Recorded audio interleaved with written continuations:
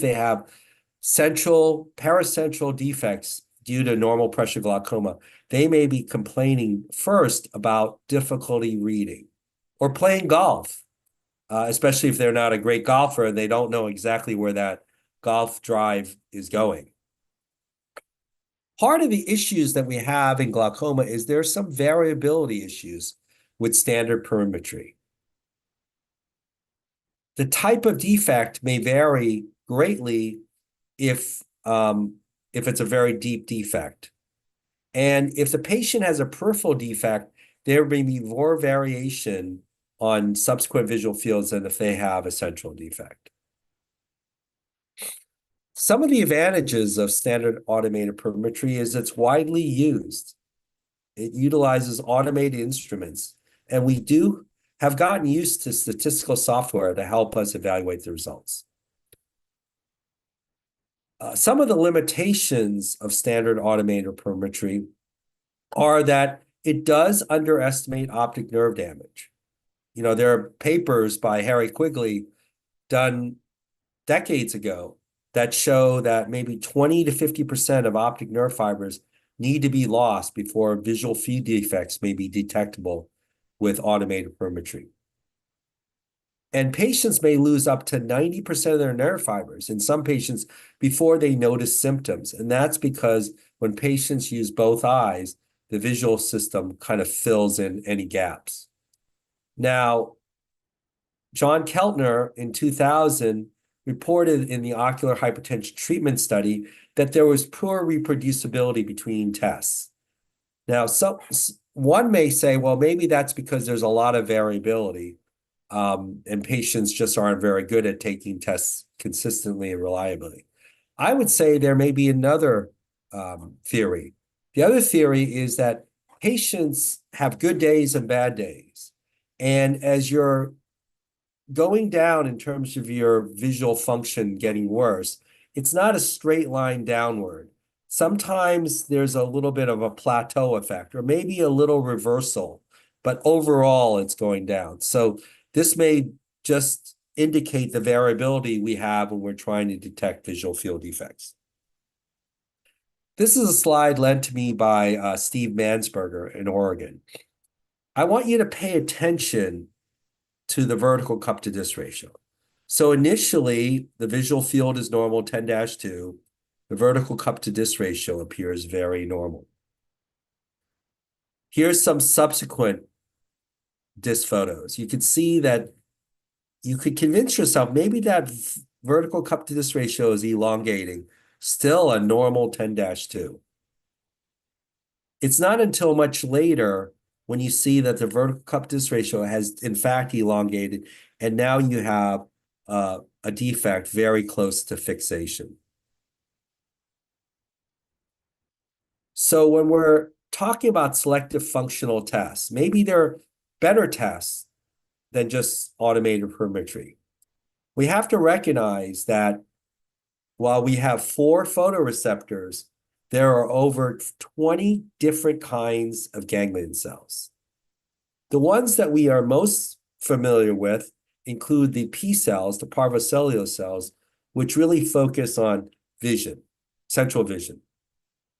We have the M cells, the magnocellular cells, that we use when we test swap visual field tests, blue and yellow. And then we have the M cells are flicker motion, and then the K cells or the corneal cells are used for swap visual field, blue and yellow visual field testing. These are some examples from what was used maybe a decade ago, FDT, and trying to use their matrix program. However, what I think a lot of us are using, especially with the Humphrey, is the visual field effects index, VFI. The visual field index gives you a better idea of what percentage of the visual field is a full field, and it reduces the effects of cataract. Here's an example where a patient has concomitant glaucoma and cataract. And you can see that while the total deviation is very decreased, you can see the pattern deviation only has these defects. So in this case, while the mean defect value is about 62% of normal at minus 11.13, we see that the VFI index is much higher, signifying that a lot of the visual field defect is due to cataract. And VFI really focuses on ganglion cell density. This is a weighting procedure which looks at the test point pattern according to ganglion cell density. And the test point pattern is divided into 5 zones. And as you would anticipate, the central zones are weighed more heavily than peripheral zones. Let's look at how VFI can be used. These are 2 patients with very comparable mean defect values, around minus 15 decibels. But you see in one patient, the VFI index is much lower at 39% versus the other patient, 68%. This signifies that this patient on the left has worse, say, glaucomatous damage than this patient on the right, which is primarily, this person primarily has visual field defects in the periphery, less centrally, and therefore the VFI would be higher because their central visual field is relatively spared.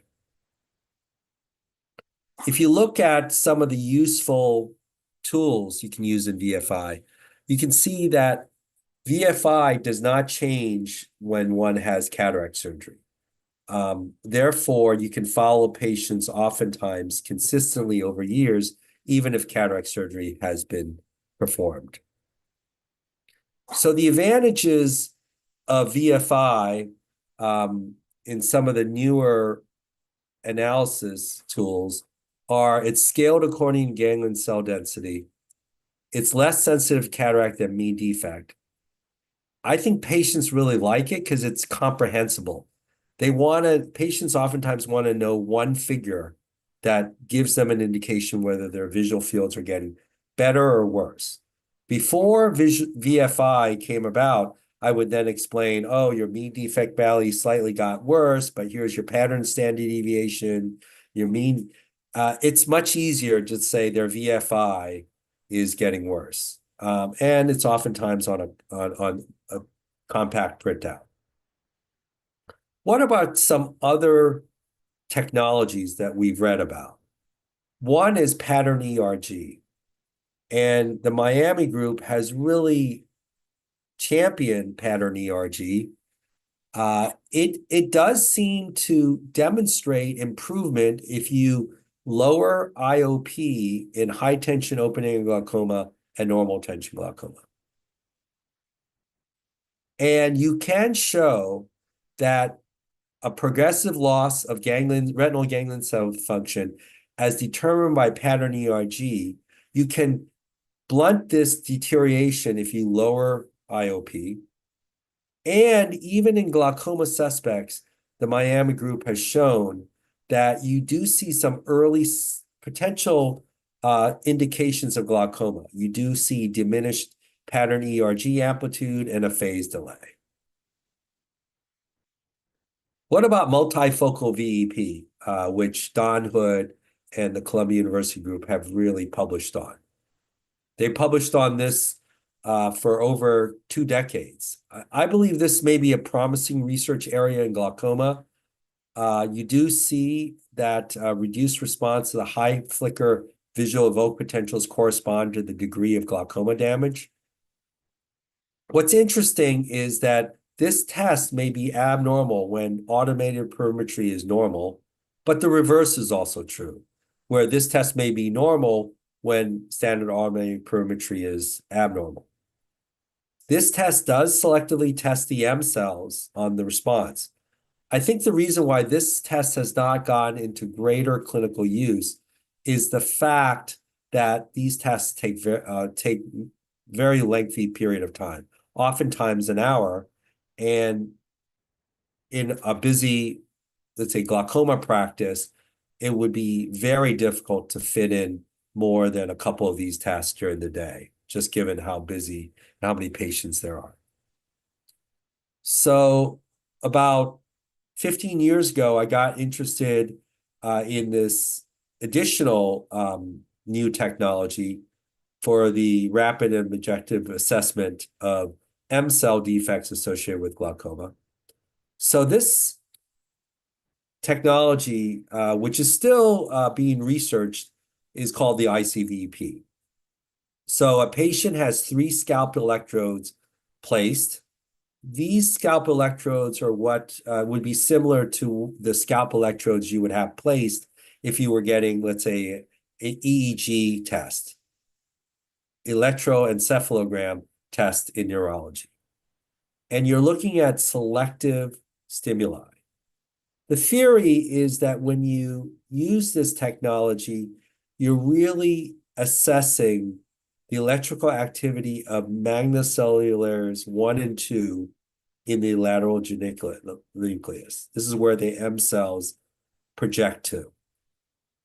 And a patient who doesn't press a button, but is just looking at these test objects, and you're measuring their electrical activity through these electrodes, the bright check patterns stimulate the on-pathway M cells. These are low-contrast bright patterns, whereas the dark check patterns are believed to stimulate the off-pathway M cells. Here's some data from our first paper. You can see a patient who doesn't have glaucoma, who's 55 with 20/20 vision. You can see the test points are very close to this confidence interval, and you can see the signal-to-noise ratio is much greater than 1, 3.3. This suggests that the M cells are firing very consistently. Think of this test as looking more at contrast sensitivity than, let's say, visual acuity. So you'll see that a patient with glaucoma who still has 20/20 vision, but in this case, deep cupping, borderline pressures on maximum medical therapy, you can see that the test points are widely scattered around this confidence interval. The signal-to-noise ratio in this patient is much less than 1, 0.48. I tell residents it's almost as if this test is trying to assess how reliable the, let's say, the firing of the M cells are. And just like in patients with glaucoma who sometimes have high false negative values. So we all know a false positive is when a patient presses a button when the stimulus is not there. A false negative is the opposite. A false negative occurs when the patient sees the test point earlier in the visual field, and then the machine comes back to that same test point, sometimes gives it an even stronger stimuli several decibels later, stronger, but the patient now does not press the button. This suggests that in glaucoma, the electroconductivity is not consistent, and therefore some test points are visualized and other test points are not. So about a decade ago, I went to chair the department at Yale, and I brought this along to Yale, and we did another study, a phase 2 study with UT Memphis and the University of Alabama, Birmingham. We still had small patient sample sizes, but we were able to validate this technology. And we published, when I got to New York, a clinical paper using this technology in clinical practice.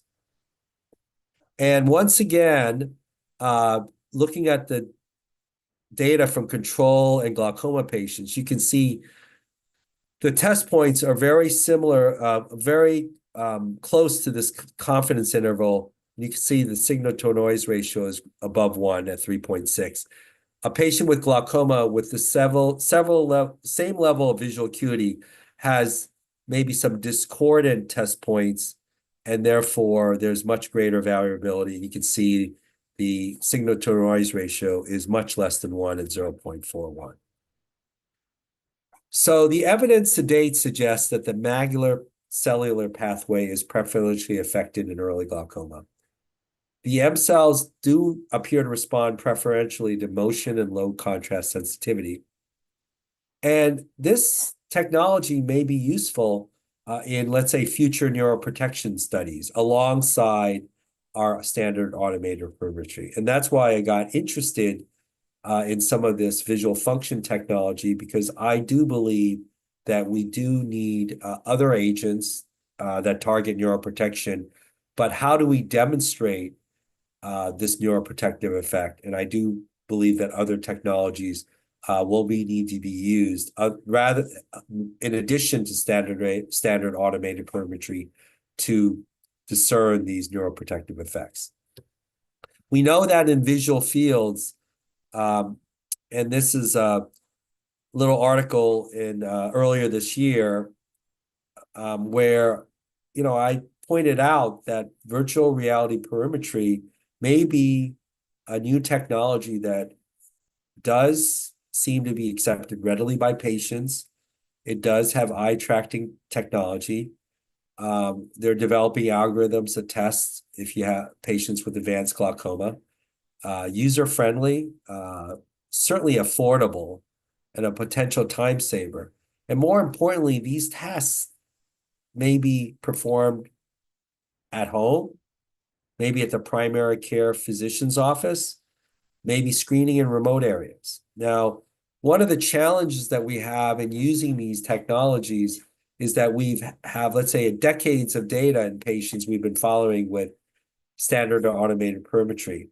The data is not interchangeable, as well as in the US, we're wondering, is this standard of care, or is standard of care still using and performing our Humphrey and Octopus visual fields, as well as reimbursement by insurance companies? Now, myth number two is slightly different. And myth number two is IOP is the only significant risk factor in determining glaucoma incidence and progression. As I tell medical students, our current glaucoma treatment only focuses on IOP control, whether it's via medications, surgery, MIGS. And no wonder our clinical outcome is variable, because IOP may not be the only risk factor for glaucomatous progression or development. We know that there are many studies, the Baltimore, Barbados, Beaver Dam, Blue Mountain, Egna and Newmark, Rotterdam, just to mention a few, that have looked at vascular risk factors in glaucoma, whether it's diabetes, hypertension, low perfusion pressure, or other risk factors, such as migraine.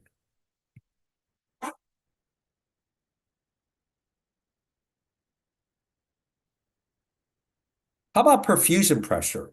I really believe that perfusion pressure is under-evaluated.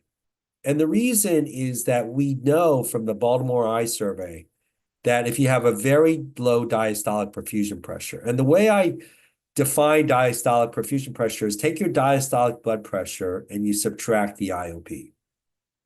So if I have a patient who, let's say, has a diastolic blood pressure of 60, let's say they're 100/60 routinely, I'm very concerned about that patient, even if their IOP is, let's say, 15, because their diastolic perfusion pressure is 60, the diastolic blood pressure, minus 15, the IOP, and that's less than 50. And for me, 50 seems to be the cutoff. You see, the Egna and Newmark study showed an increased risk with diastolic perfusion less than 50, whereas Proyecta Ver study among Mexicans and the Latino population in the United States showed a 3 times increased risk of glaucoma development with diastolic perfusion pressure less than 45. How about cardiovascular factors, open angle incidence?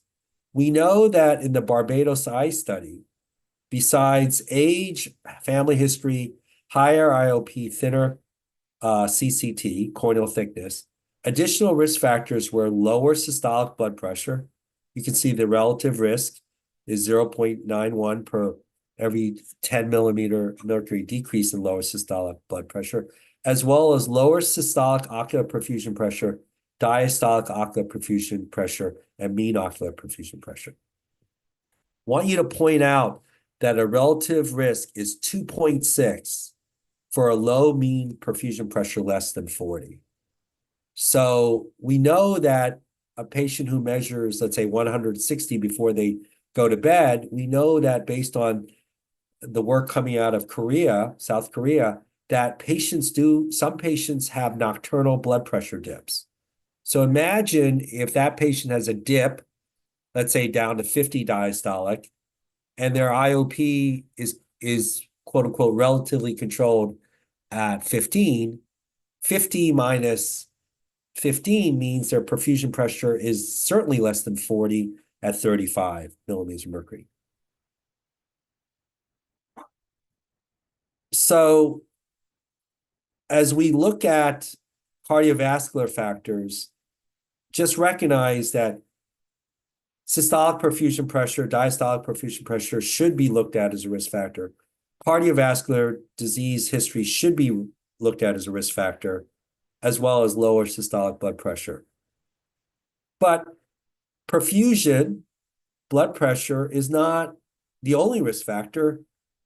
And other risk factors, and this is a review and survey of ophthalmology that I co-authored about a decade ago with Miriam Kalko in Denmark, you can see that inflammation is another risk factor for glaucoma. And unfortunately, I didn't have enough time to really focus on inflammation, but I want to point out there may be other risk factors, even quite different than, let's say, perfusion pressure and vascular risk factors. The third myth is my own patients demonstrate excellent medication adherence and compliance. We know that glaucoma is a challenging disease to treat. Patients don't perceive the visual loss. The therapy oftentimes has more immediate side effects. The treatment prevents, but does not reverse visual loss. The costs of chronic therapy and follow-up. My average patient has at least 3 other chronic diseases for which he or she takes four or five additional medications. And some of our patients have 20 medications they're treating for hypertension, high cholesterol. And there may be disparities in medical care and community outreach. I think there was some concern that maybe lowering IOP really did not influence visual field progression. This was a theory proposed by some health economics in the US in the 1980s. I'm glad to say that there are studies such as the Collaborative Initial Glaucoma Treatment Study, which showed that definitely lowering IOP saves vision and prevents visual field progression in glaucoma. How about medication adherence? Here's a paper, which is a follow-up of the Collaborative Initial Glaucoma Treatment Study, which shows that if you never miss, patients who never missed a dose in the study over 7 years, the average predicted MD loss was less than 1 decibel, 0.62 decibels, and that's consistent with age-related loss. You can see that the patients who reported missing the treatment 1/3 of the time lost about 1.5 decibels. If they missed the treatment at least 2/3 of the visits, at 2/3, they said they were missing treatments. At 2/3 of the visits, their mean defect loss was greater. So this was one of the first papers which showed prospectively a statistically and clinically significant association between medication non-adherence and glaucomatous vision loss.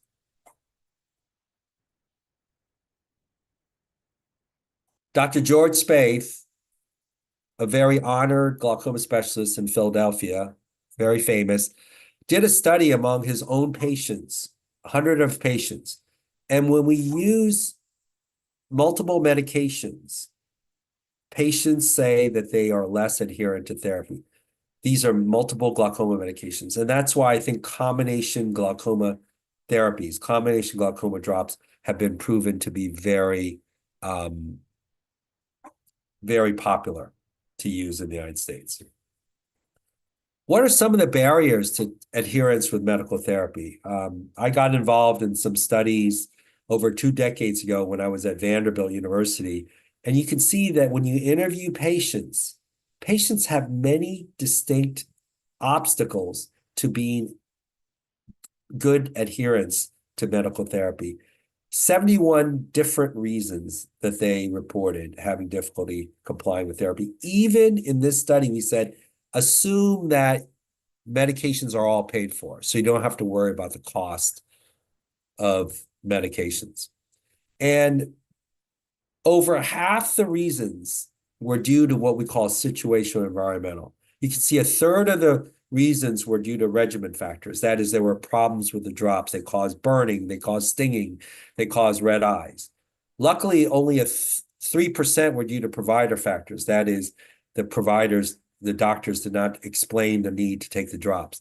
Patient factors such as forgetfulness were about 16%, or having arthritis. But patients told us in the study that they have difficulty taking drops because sometimes they get sick or a loved one gets sick, and they actually feel guilty focusing on their glaucoma therapy when other loved ones are sick, or they're traveling or they're away from home, or they forget their medications. And you can see that based on data almost 20 years ago by one of the pharmaceutical companies, glaucoma is probably in the middle of diseases in terms of persistency, continuing with medical therapy. We do worse than, let's say, um, conditions such as cardiovascular, but we do better than some of the neurologic conditions such as depression or Alzheimer's. The WHO has said that when we screen for barriers to adherence, there are 5 determinants of adherence. They include knowing the importance and threat of the illness, understanding the benefits and burdens of the treatment, knowing what to do and how to do it. But more importantly, I think number 5 is something that is very important to focus on with patients. Do they have the social and instrumental support and resources? A loved one who helps them take drops. There's been a whole focus on sustained release drug devices. And most of these therapies have not come to market yet. In the US, we certainly have the bimatoprost sustained release implant, which has been FDA approved. It's Durista. We don't use that as much because oftentimes just one injection, that we're not able to give a second injection, give another injection of the implant. So these devices are used for very short-term elevations in IOP in patients. Myth number 4 is glaucoma tube stent surgery should be reserved for patients with end-stage refractory glaucoma. Here's a patient that I did as a resident at USC Doheny, a double-plate multi-unit implant. I've been very interested in this. And you can see that in 2006, when I published the longer-term outcomes of my surgeries, you can see that over 4 years, the Ahmeds and Barbells did comparable. I was involved in one of the 2 major prospective studies, the AVB study. There were sites in Canada, United States, and Chile. You can see that in the AVB study, the Barbell group had lower mean IOPs. You can see that the pre-op pressures were 31 approximately on maximal medical therapy. And yes, the Ahmed had less reduction of pressure to 16.6 versus 13.6 for the Barbells. While there was higher IOP in the Ahmeds, the benefit of the Ahmed was that there was lower risk of hypotony. You can see that in this study, 13% of the patients, 5 patients had hypotony in the Barbell group, none in the Ahmed group. Visual outcome was comparable at 5 years. The patients in both groups lost the line from 2100 to 2200. When we pulled the data analysis between the AVB study and the ABC study, which was headed by Keith Barton and Don Boudens, you can see that over 500 patients, the mean IOP around 31 pre-op, the failure rate was shown to be much higher with the Ahmed implants. The need for de novo glaucoma surgery was higher with the Ahmed implants. However, the failure to hypotony, due to hypotony, less than 5, was much lower in the Ahmed group. The mean IOPs were about 3 points lower in the barbell group, maybe half in glaucoma med, less in the barbell group. The visual outcomes were similar. So the conclusions are that both implants are effective, while the barbell has a lower failure rate, lower mean IOP, and requires fewer medications. The Ahmed group has a benefit because there's a higher risk of hypotony with the barbells. So the Ahmed group has a lower risk of hypotony. And so I tell our residents that device selection should be based on patient factors, what the target IOP is, their tolerance of medications, and surgeon factors. And so both implants can be used safely and effectively in patients. And the final myth, and this is one that I have really focused on lately, is laser iridotomy should be performed in all patients diagnosed as primary angle closure suspect. They haven't been diagnosed with glaucoma, but they just have narrow angles. We all know about angle closure glaucoma. We know about the glaucoma factor. Angle closure glaucoma is very complicated, as I tell our residents. Don't think of it as just relative pupillary block, where laser iridotomy is the definitive treatment. There are other mechanisms of angle closure where laser iridotomy is not effective. I point out plateau iris, malignant ciliary body glaucoma, neovascular glaucoma sometimes, choroidal expansion and swelling theories by Harry Quigley. Topiramate can cause serous choroidal effusions. When you think about angle closure, think about where the anatomic location is. Is it in the iris, ciliary body, lens, or posterior segment? I've listed the conditions where you have to think that if it's the ciliary body, where's the anatomic location? Think of plateau iris, cysts, or tumors. Epidemiology, these are two great studies showing that it's a higher rate among Inuits who reside in, let's say, Alaska, also higher in Asians, lower rate in whites and blacks, most frequently in females and hyperopes, but there are some precipitating factors such as drugs, stress, and pupillary dilation. Clinical features, we're all familiar with it: ocular pain, associated headache, blurring of vision, colored halos, maybe increased hearing. Here's a photo showing a patient with an active angle closure, mid-dilated pupil, maybe a little steamy cornea with a pressure of 40. Clinical features are the corneal edema, the fixed mid-dilated pupil, maybe some glaucoma flecken, a shallow anterior chamber, elevated IOP, up to maybe 70 millimeters mercury in acute attack. Here's argon laser iridotomy correcting the condition. How about angle closure suspect? These are patients who have very narrow angles on Van Herrick. Maybe you may want to measure the anterior chamber depth, maybe do gonioscopy. Indentation gonioscopy is a lost art. UBMs can be very helpful. Visante anterior segment OCT. Accurate gonioscopy requires that you really use a darkened room. You really, no pressure on the cornea initially, then indentation. And really, as David Friedman has pointed out, you want to assess the dynamic change of angle configuration under both dim and bright illumination, and then maybe possibly the response to pilocarpine therapy. You can see the trabecular meshwork in an open angle, the scleral spur, and also the ciliary body band. These are depicted in the arrows. Here's Martin Wan's photograph that he lent me showing a very narrow angle. You do not see any of those features, the trabecular meshwork. And here's the trabecular meshwork band clearly seen post LPI in a patient. There was a great video lent to me by Dr. Max Forbes. It shows indentation gonioscopy. Apologize, but unfortunately, I don't think the video is working this morning. Relative pupillary block. Here's a UBM showing relative pupillary block. When you see this, laser iridotomy is very helpful. It opens the angle. It it eliminates the pressure differential, relieves the iris convexity. And these are slides showing pupillary block relieved by iridotomy. On UBM, you can see, and led by Dr. Jeff Liebman, you can see this convex iris shape, and with the iridotomy, now the iris is flat.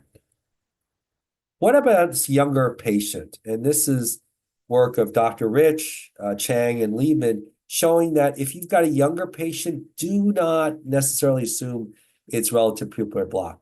Plateau iris seems, or iridociliary cysts, may be two of the most significant conditions if you've got angle closure in younger patients. Plateau iris, we know, the classic double hump sign with indentation gonioscopy. And remember, you can get angle closure even with pupillary dilation, even after iridotomy or iridoplasty with plateau iris. It does seem that if a patient has plateau iris, maybe lens extraction may be one of the only techniques to relieve fully the plateau iris. Here's plateau iris on gonioscopy, and this is the classic double hump appearance that you get when you try to indent. The diagnosis can be assisted by UBM. The therapeutic options including laser iridoplasty or long-term pilocarpine use. You also have phacomorphic lens-induced glaucoma. Malignant glaucoma is one that can be treated with maybe a capsulotomy or pars plana vitrectomy. When I was at Moorfields, I published some of the results from Roger Hitchings and the team, and we looked at this zonular hiatal vitrectomy, which is really an anterior segment vitrectomy that you place through, let's say, a patent iridectomy, and you can do a limited anterior vitrectomy to relieve the aqueous misdirection. Lois and colleagues published several years later a case series where they showed that you can have very significant flattened central anterior chamber, which can be relieved with this technique. We know about the Eagle trial, where in managing angle closure, one can perform laser iridotomy, perform peripheral iridoplasty, surgical iridectomy, or clear lens extraction, which the Eagle trial showed can be very effective.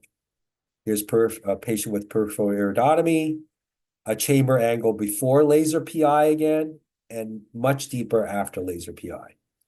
Now, in my closing minutes, I want to talk about a paper that just came out this year. This is the Zhongshan Angle Closure Prevention Study. This is a 14-year single-center study where they looked at patients who progressed from primary angle closure suspect, that is narrow angles, to what they called primary angle closure. What was the definition for primary angle closure? This is just 1 clock hour of PAS, or IOP greater than 24, or maybe 1 acute angle closure episode. So these are patients who have not developed any glaucomatous damage, but they've gone from narrow angles to maybe having this primary angle closure, which could be a risk for them developing glaucoma in the future. You can see that the majority of these patients were women with a mean IOP of 15. In this 14-year duration, what was very surprising is only a quarter, only 25% developed any sign of primary angle closure, which is just 1 clock hour PAS. At 1 clock hour PAS, you had converted. IOP greater than 24, you converted, or acute angle closure episode. So the conclusion was that there's a relative low risk of progression if you've got narrow angles, but you have relatively no abnormalities. You've got normal IOP, normal OCT, normal visual field. And that the primary, yes, in fact, the primary angle closure occurrence did decrease with LPI, but not completely. And also what was interesting is that their risk prediction model which really looked at three factors. IOP, central anterior chamber depth, limbal aperture chamber depth, was comparable to more sophisticated testing, such as the anterior segment OCT. So even if you don't have anterior segment OCT, you can do as good a job of giving patients maybe risk predictions just looking at these three variables: IOP, central anterior chamber depth, and limbal anterior chamber depth, which we can all do with the basic slit lamp.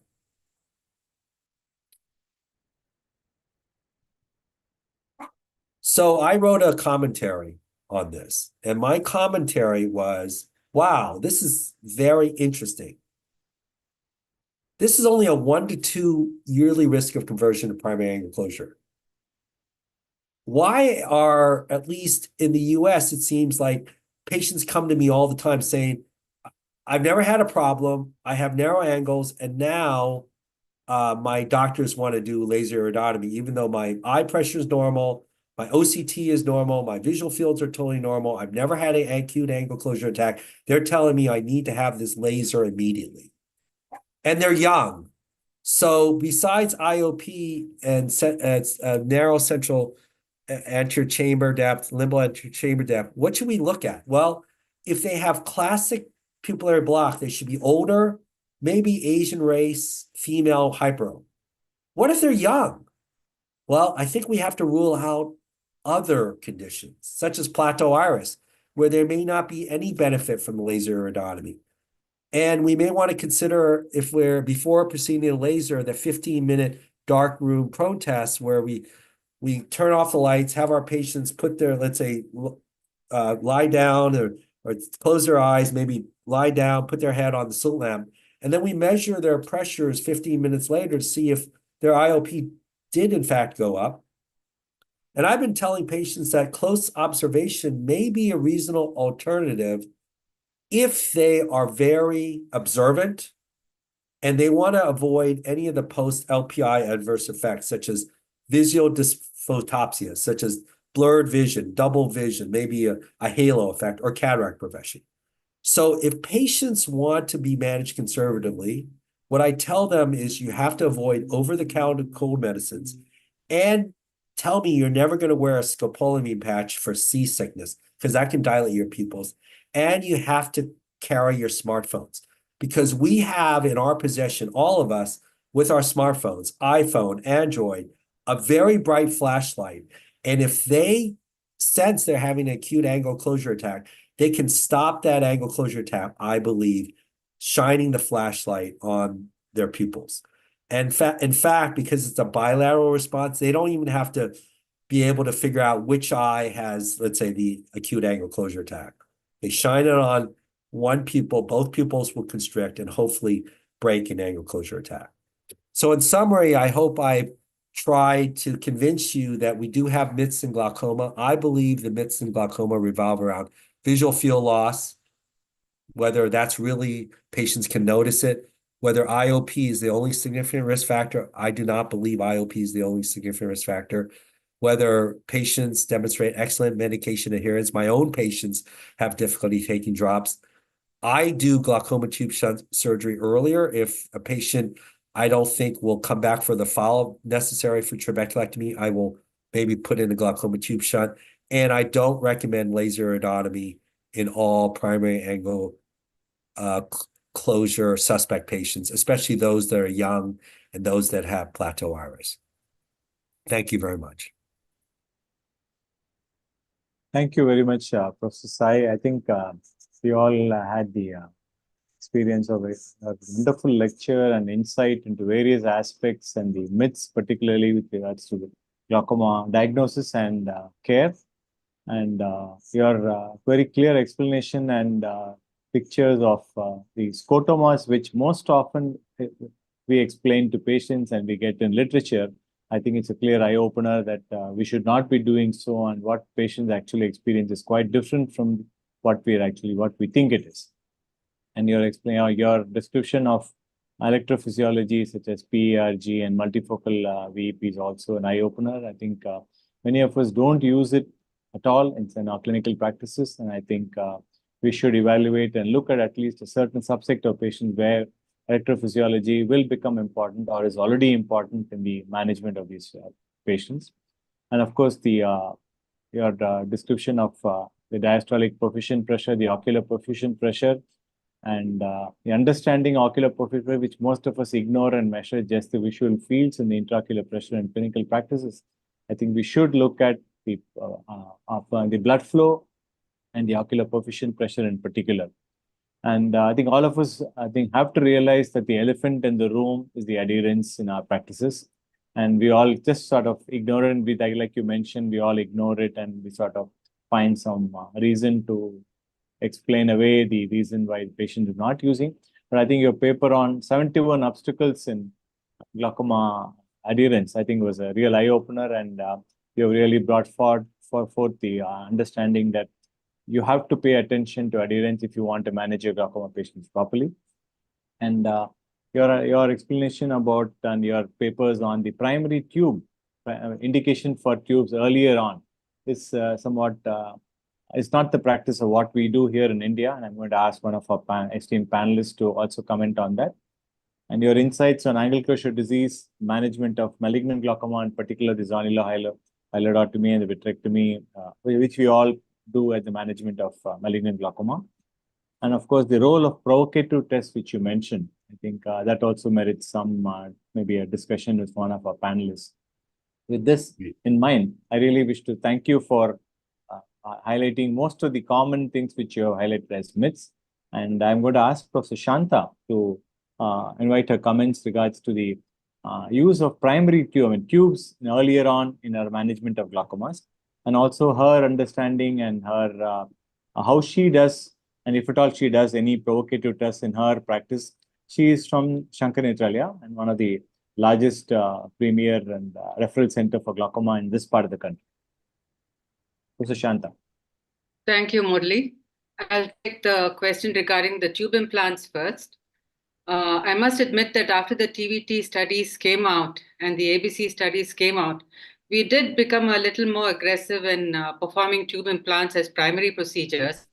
But I would say that the first indication as a primary procedure was in children with glaucoma and aphakia or pseudophakia.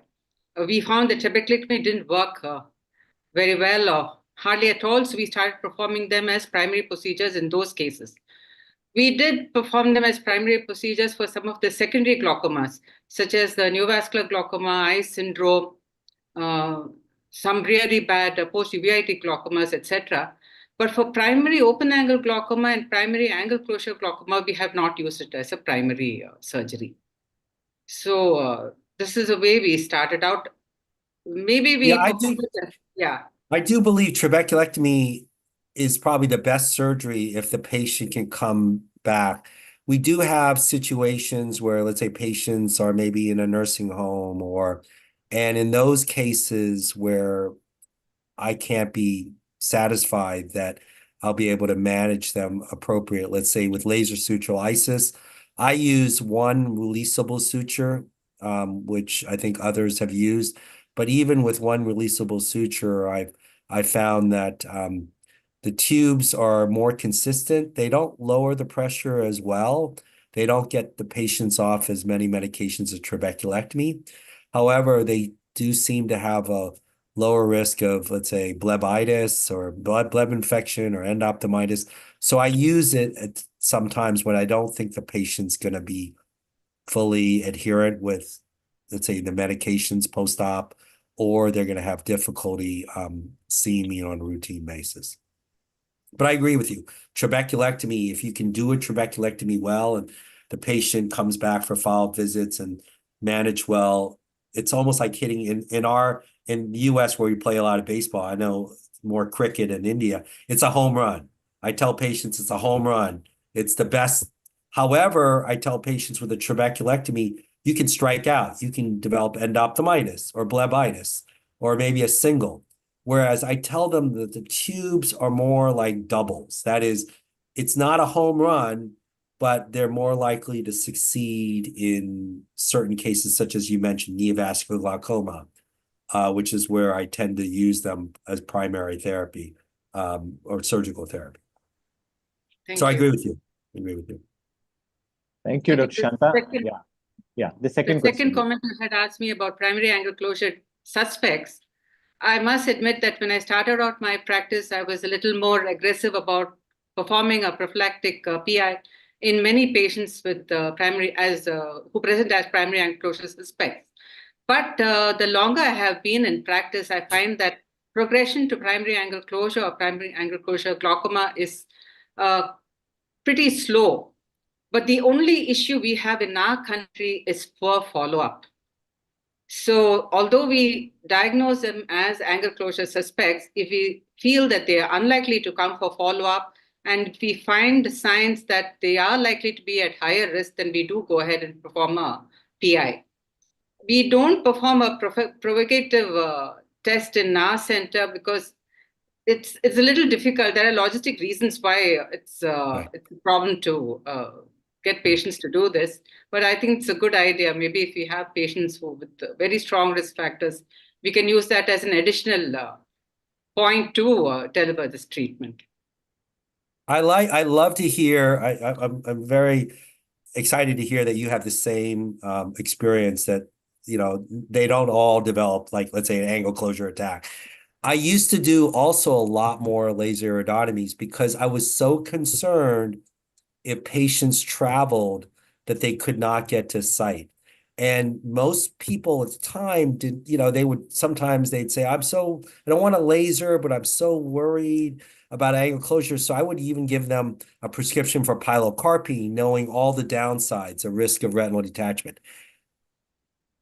With the smartphone flashlight, it was like, oh my gosh, we all have at our disposal something that could reverse an angle closure attack. Everyone carries a smartphone around that I see.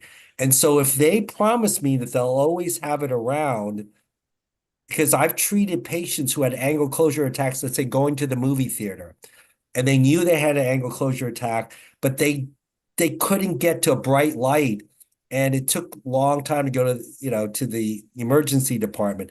If they promise me they have this smartphone and I show them it's brighter than the pen light, I can constrict your pupils. It gives them an assurance. Now, the other thing is that I'm very concerned that it seems like a lot of patients that I see are on antidepressant medications. As you know, antidepressant medications can dilate the pupil. So that's a risk. So recently I had a patient who didn't want a laser, and I was okay with her using the smartphone flashlight and being on an antidepressant medication. But when she came to me and said, I want to use Botox, botulinum, I said, botulinum can potentially dilate the pupil. You've now taken too many medications for me to be comfortable. We're doing laser iridotomies. I don't care, because you're adding additional medications that could dilate you even more. So that's when I start having a discussion with the patient. But I'm so delighted to hear that you've probably also decided that it's not absolutely necessary in every patient. I still think they're necessary in some patients. The ones that are older, the ones that you see relative pupillary block, the ones that when you do indentation and gonioscopy and you don't get a double hump appearance, suggesting that there's no evidence of plateau iris.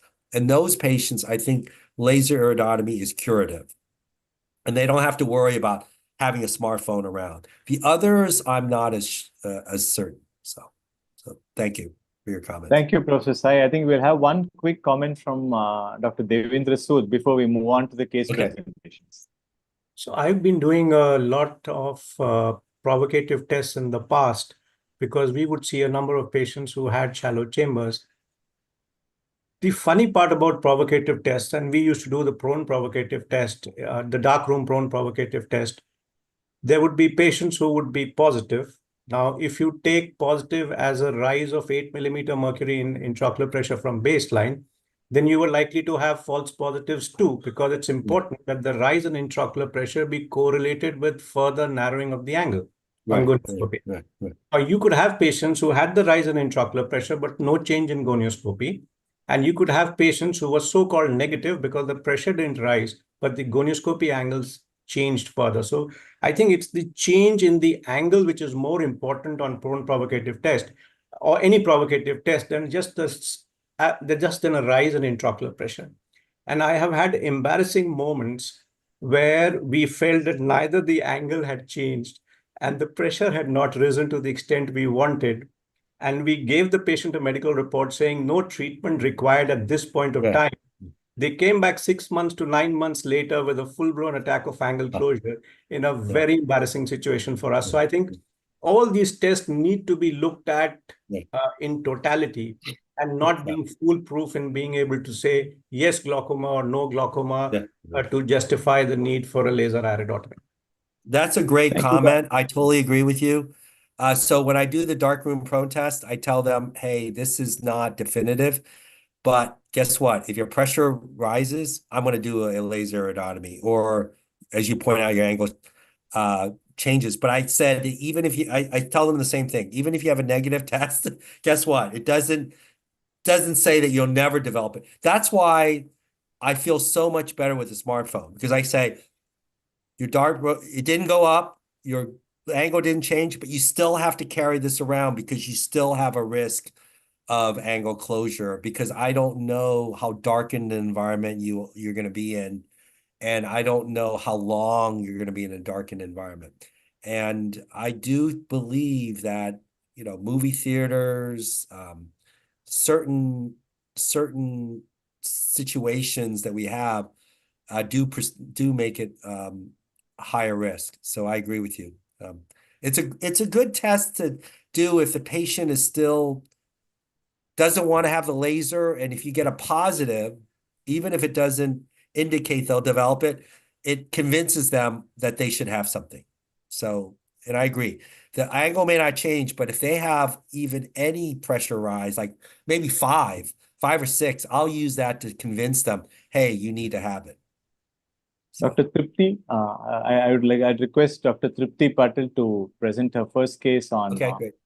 Diagnostic dilemmas in perimetry, and we will have further discussions. We have about 7 cases to discuss. So, sir, is my screen visible, sir? yeah, please go ahead. Yes. Okay. Good evening, everyone. First, I would like to thank Aios for giving me this opportunity. I'll be presenting an interesting case regarding the diagnostic dilemma in perimetry. So, a 33-year-old female who came with complaints of floaters since 3 years.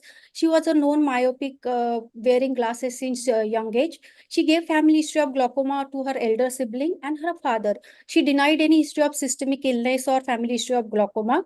On examination, her best corrected visual acuity was recorded by 6/5 with both the eyes. Anterior segment examination was found to be within normal limit in both the eyes.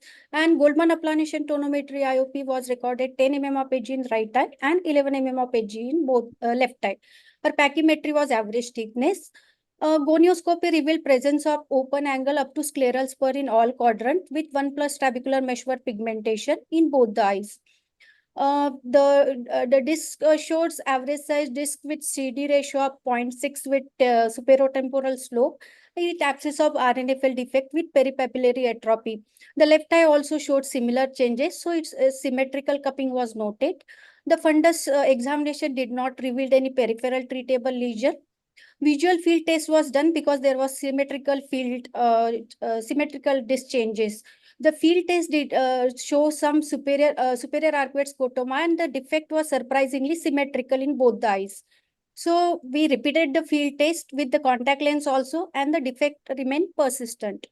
So patient also underwent OCT RNFL analysis, which did not show any RNFL thinning. So she also underwent diurnal IOP variation test to rule out any IOP spike, and the IOP recorded was around 10 to 14 mm of edge in right eye and 10 to 15 mm of edge in left eye. So in view of normal IOP with the field defect, she was referred to neuro-ophthalmology clinic also, since there was no relative afferent pupillary defect or color vision abnormality and no pallor. She was advised close monitoring and asked to follow up after 3 months. However, patient reported directly after 3 years complaining of difficulty in near vision. She was this time was under treatment for hyperthyroidism. Her best corrected visual acuity was 6.6 and N6, and the intraocular pressure were noted to be around 13 and 14 mm of Hg.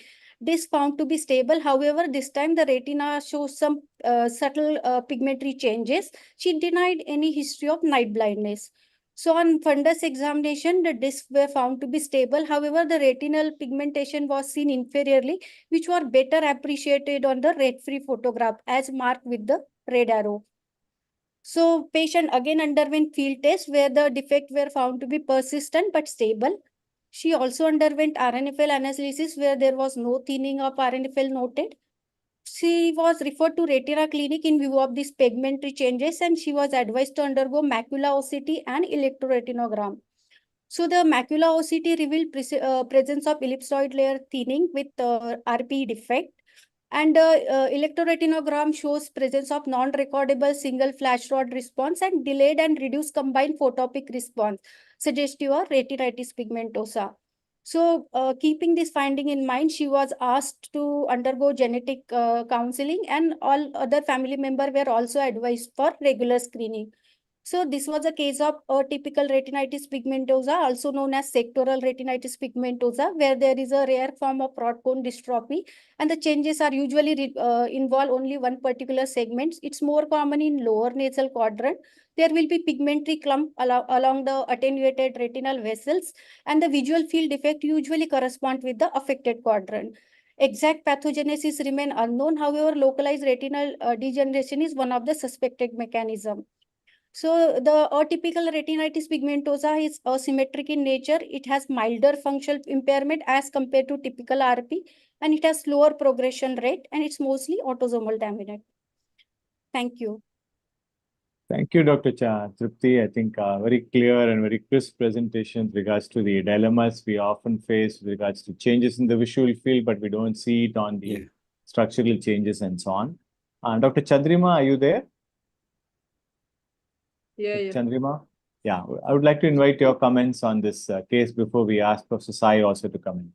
Yeah, so this was very interesting case because usually we pay more importance to the field than the structural test, because very often, we are not very satisfied with the structural test and we think that the perimetry is the gold standard and we'll go by the gold standard.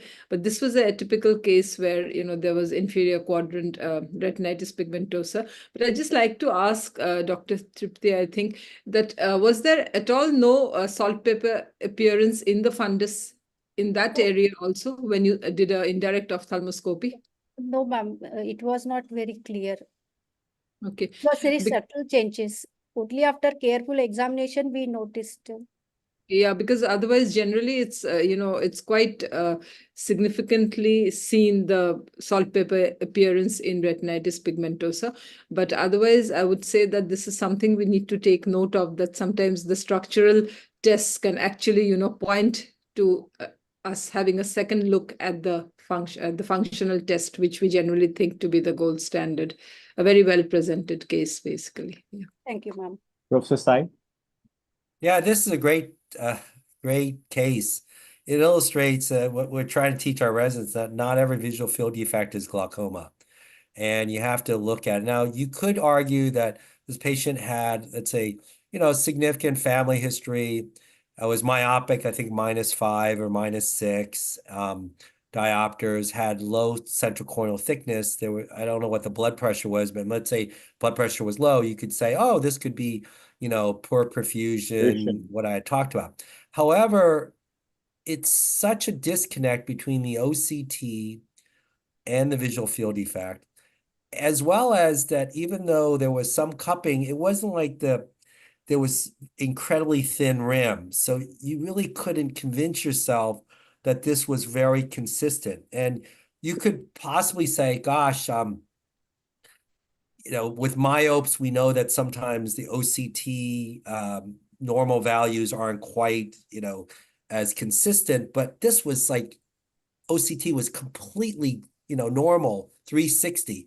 So there's such a disconnect that you almost have to start thinking, is there something else? Has been pointed out, maybe, retinal degeneration where there's no observable pigmentation, or sometimes is there something from a neuro-ophthalmology perspective that's giving us. Now, the other thing that's confounding is Dr. Kuldev Singh, who I'm sure you all know, has talked that in some Chinese, middle-aged Chinese men, he does have myopic Chinese males who have characteristic visual field defects, and they don't progress, not on treatment. However, I think that those OCT findings weren't completely all normal. They did have some abnormal OCT. So that's why this case is so fascinating, because there's an incredible disconnect. And I agree that the rare cases you could have a normal OCT and have maybe a visual field defect, but this was so profound, the visual field, to the extent of visual field defect. I salute those who really did not take it as face value as glaucoma, and then quote unquote pursued other diagnostic testing.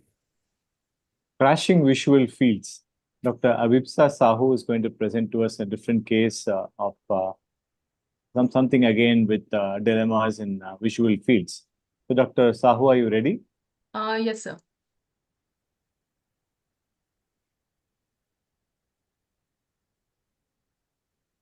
Good evening, all. Are my slides visible? Yeah, go ahead. Yeah. At the outset, I would like to thank the organizers for the opportunity to present today.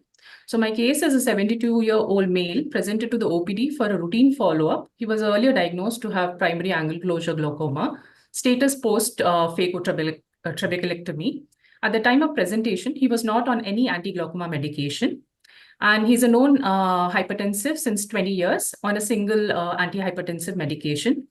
The anterior segment examination showed diffuse filtering bleb with patent ostium, and the intraocular pressure was 16 mm of Hg in the right eye and 18 mm of Hg in the left eye. The posterior segment showed a vertical cup disc ratio of 0.9 with peripapillary atrophy and a normal background.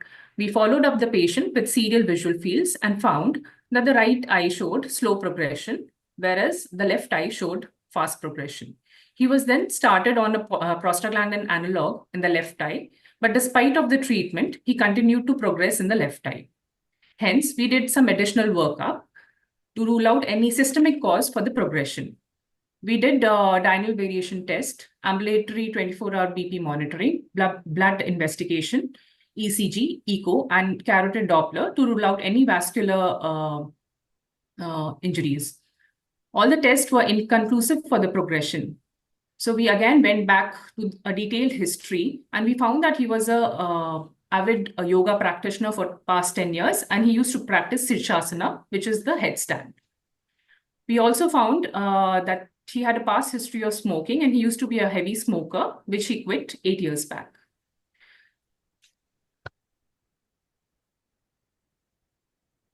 So these are the serial visual fields of the right eye. The right eye was the worst eye at the time of presentation, but showed a slower rate of progression.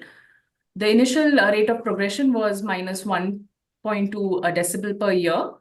The blue arrow indicates the point where he got a phacotrabeculectomy done. But despite of that, the rate of progression was minus 1 decibel per year.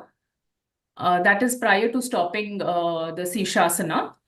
And the rate of progression after stopping the Shirshasana, which is pointed out by the red arrow over here, was minus 0.9 decibels per year.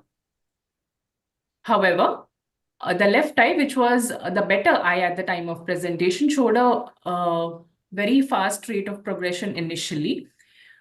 And prior to the phacotrabeculectomy, which was done, the rate of progression was minus 4.5 decibels per year. But there was a very slight change in the rate of progression after the phacotrabeculectomy, and it continued to progress at the rate of minus 4.3 decibels per year. After we asked him to stop Shirshasana, the rate of progression decreased to minus 3.3 decibels per year, but still it was a fast progressor. So we made a decision of going ahead with a non-valve glaucoma drainage implant in the left eye. So after this case, we actually went back and searched literature, and we found that there have been case series and case reports which have studied the role of head down postures on intraocular pressure and glaucoma progression. And also, a past history of smoking plays an important role in glaucoma progression, and long-term smoking cessation may be associated with a lower glaucoma progression. So a detailed history of exercise, especially head-down postures, must be noted in individuals who are prone to visual field progression. And a past history of smoking, especially in heavy smokers, must be taken heed to. Thank you. Thank you, Dr. Abhipsa. I think I'm now going to request Dr. Manisha from Bombay. Dr. Manisha, are you there? Dr. I'm Manish? here. Can you hear me? Yeah, would you like to comment on this very interesting So this situation? is a very interesting case and very well documented, and especially the left eye is a matter of concern. And from the graphs that she showed about the progression, I was even not very happy. And then they have gone ahead and done tube shunt for the left eye. So it seems that left eye, besides the Shishanasana contribution, seems to be having other factors which are causing a rapid progression. However, when you find a patient who is progressing rapidly or when more than you expect, I would say that besides Shisasana, also you have to go in for some other behavioral modifications. And the yoga practitioners additionally have this habit of consuming a large quantity of water right in the morning. About 1 liter they take, and that I have seen significantly affecting intraocular pressure. I used to be associated with a multi-speciality hospital which did health checkups in the morning, and patients would come and give their blood for the health checkup and then drink 1 liter of water to get bladders full to get their abdominal sonography done. And they would land up in the eye department in the intervening period when they're getting their bladders inflated and land up with a lot of patients going up.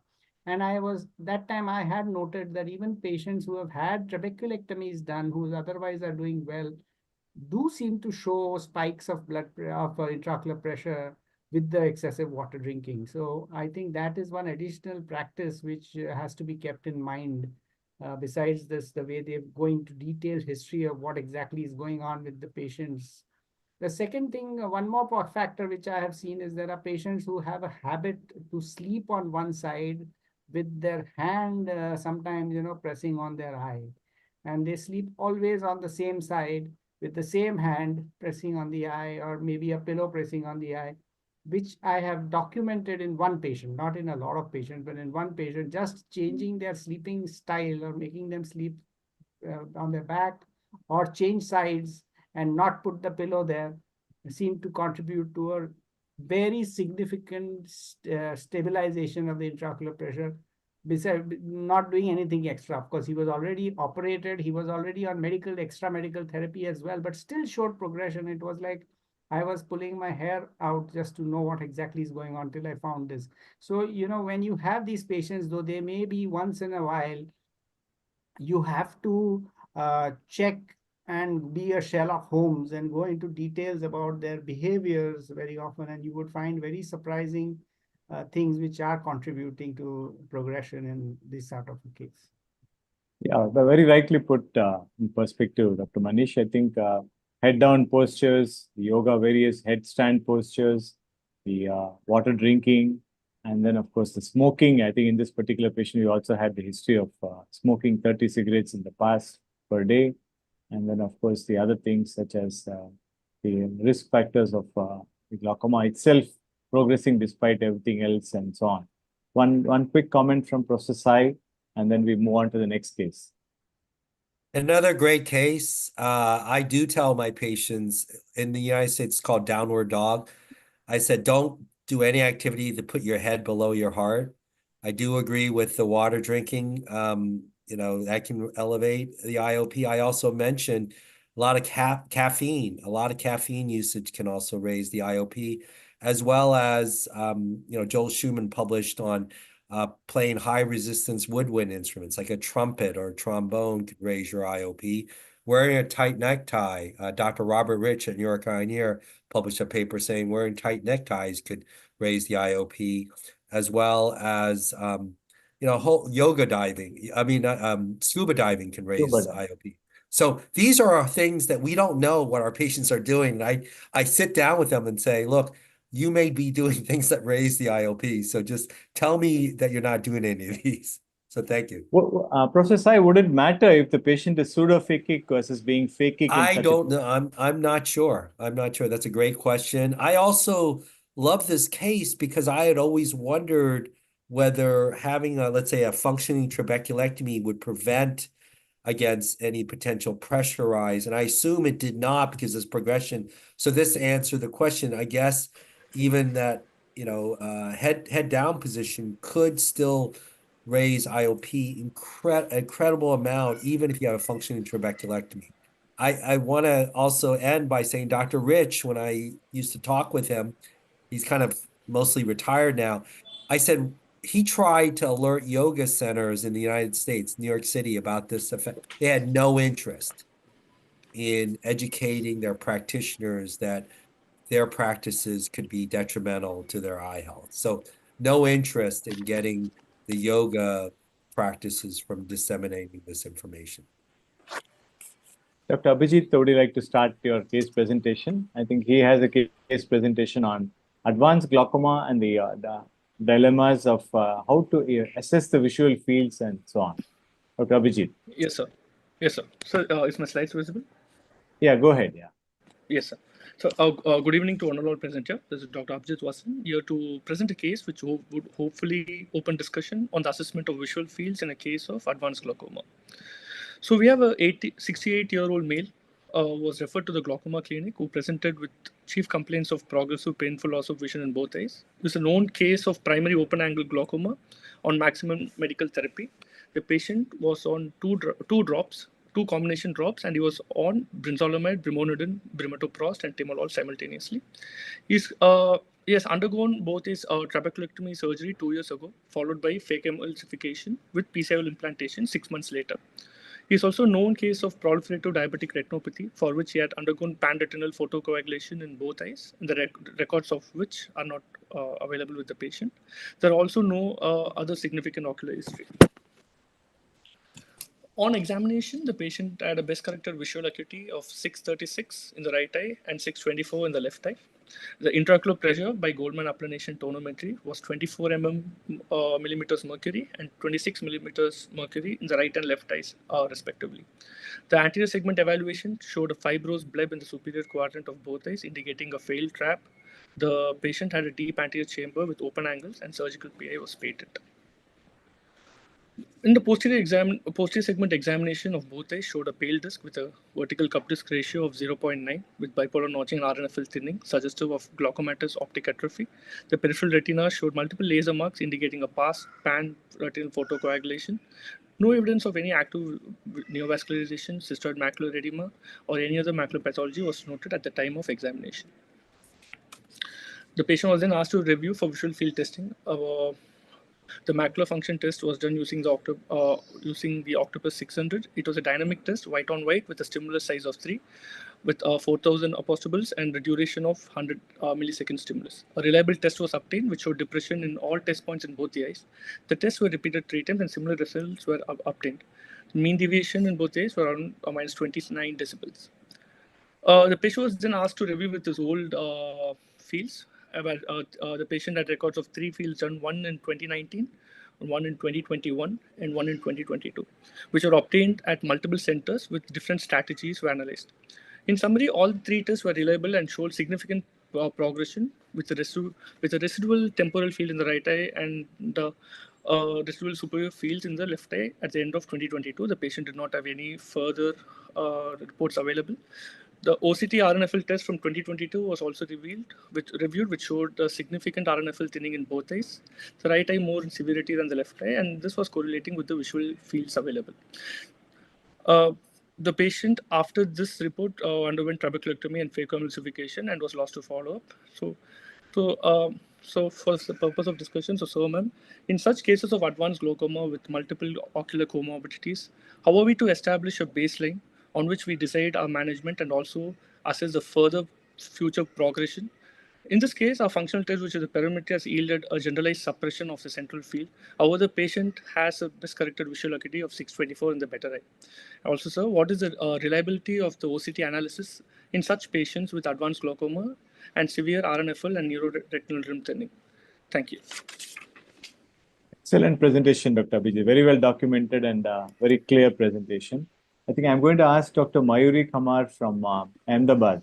She happens to be my teacher from the MNJ Institute of Ophthalmology in the Western Regional Institute in Ahmedabad.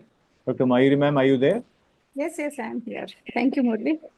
Your comments, ma'am.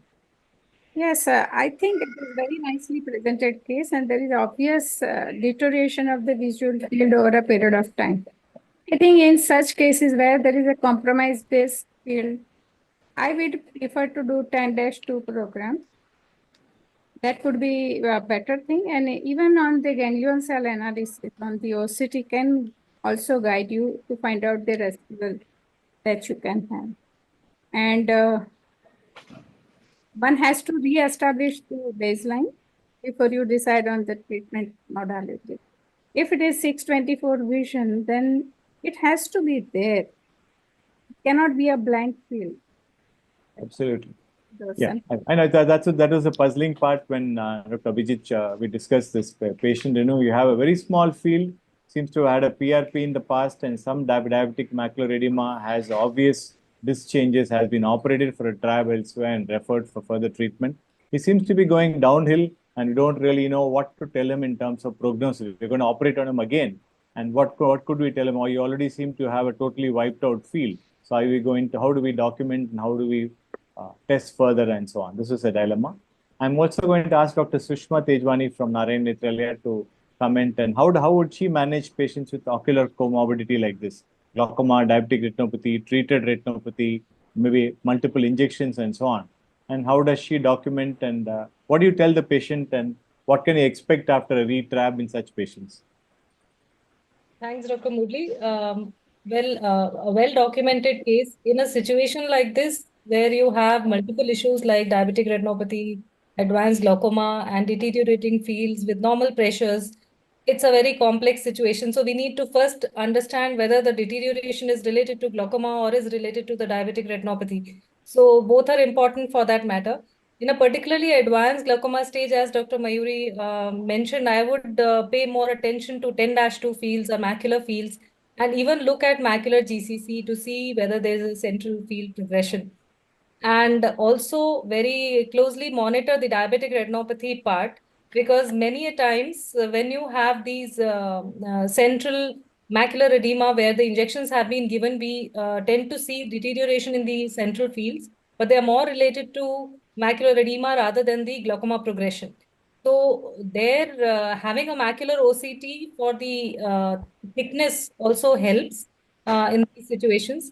And also in certain situations where I am looking at whether I should go for a second surgery in such situations, I do DVT even on medication. Or if the patient is operated, pressures are normal but still showing progression, I do look at whether the patient is having fluctuation along with the blood pressure monitoring to see whether actually surgery is going to help stop this progression. Professor Sai, any comments? Yeah, I think the comments are absolutely correct. OCT is less useful when there's significant visual field damage because it's much better earlier in the disease. I think either 10-2. I oftentimes will give patients an Amsler grid to take home with them because while it's also good for macular degeneration, for central visual fields defects, having a daily Amsler grid and having them check the Amsler grid is also very helpful for them. And they'll bring in their Amsler grids and they'll tell me if they think that their field has changed essentially. Absolutely. I think doing inexpensive tests rather than subjecting them to these expensive devices and yet not getting something useful as far as clinical management is concerned, I think makes a lot of sense.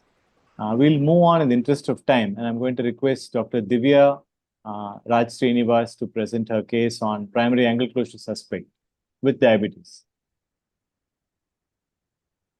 Good evening, all. Am I audible? Yeah, please go ahead. Yes. Thank you so much for giving me this opportunity. So let's dive into the case.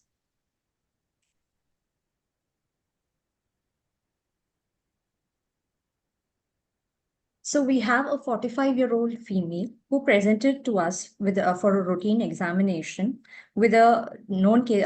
She's a known case of diabetes for 10 years, and it is pretty well controlled on medicines. And there was nil allergic history or nil family history of glaucoma.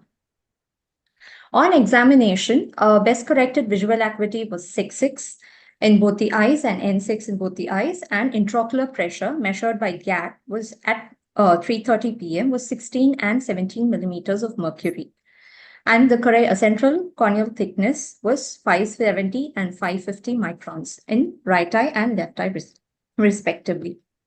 So this is the anterior segment picture. On diffuse illumination, we can appreciate normal anterior segment, but the angles were chambers were shallow, and it is well appreciated by the nasal shadowing, which is seen best in the left eye. So this is the slit picture where we can see the shallow peripheral anterior chamber depth with a von Herrichs grading of grade 1. We did a quick undilated fundus examination, which was absolutely normal. And this is the gonioscopy picture of the right eye, which shows the angles are closed. And there is a mid-peripheral convexity, which is seen in the superior as well as the inferior angle. However, on indentation, on forceful indentation, not much changes have been appreciated in the right eye. In the left eye, again, the initial findings were same. The angles were closed in the superior as well as the inferior quadrant. However, on mild indentation, the angles opened up partially. So here we have a female who's 45-year-old, presented for a routine examination, totally asymptomatic, known diabetes, well controlled on medicines, with a best corrected visual acuity of 6.6 in both the eyes, with the IOP in mid-teens, optic nerve head examination within normal limits, anterior chambers shallow, and which is also appreciated in the slit examination, and the gonioscopy turned out to be occludable angles. So at this point, our working diagnosis was both eye primary angle closure suspect with diabetes and no family history of glaucoma. So at this juncture, I'd like to ask the expert panel, like, what would be the best modality of treatment, whether we should go for the laser peripheral iridotomy, or can we just keep the patient under repeated follow-up and do a repeat gonioscopic examination? Yeah, may I request, thank you, Dr. Divya. May I request Dr. Siddharth to first comment on this, followed by Dr. Sood?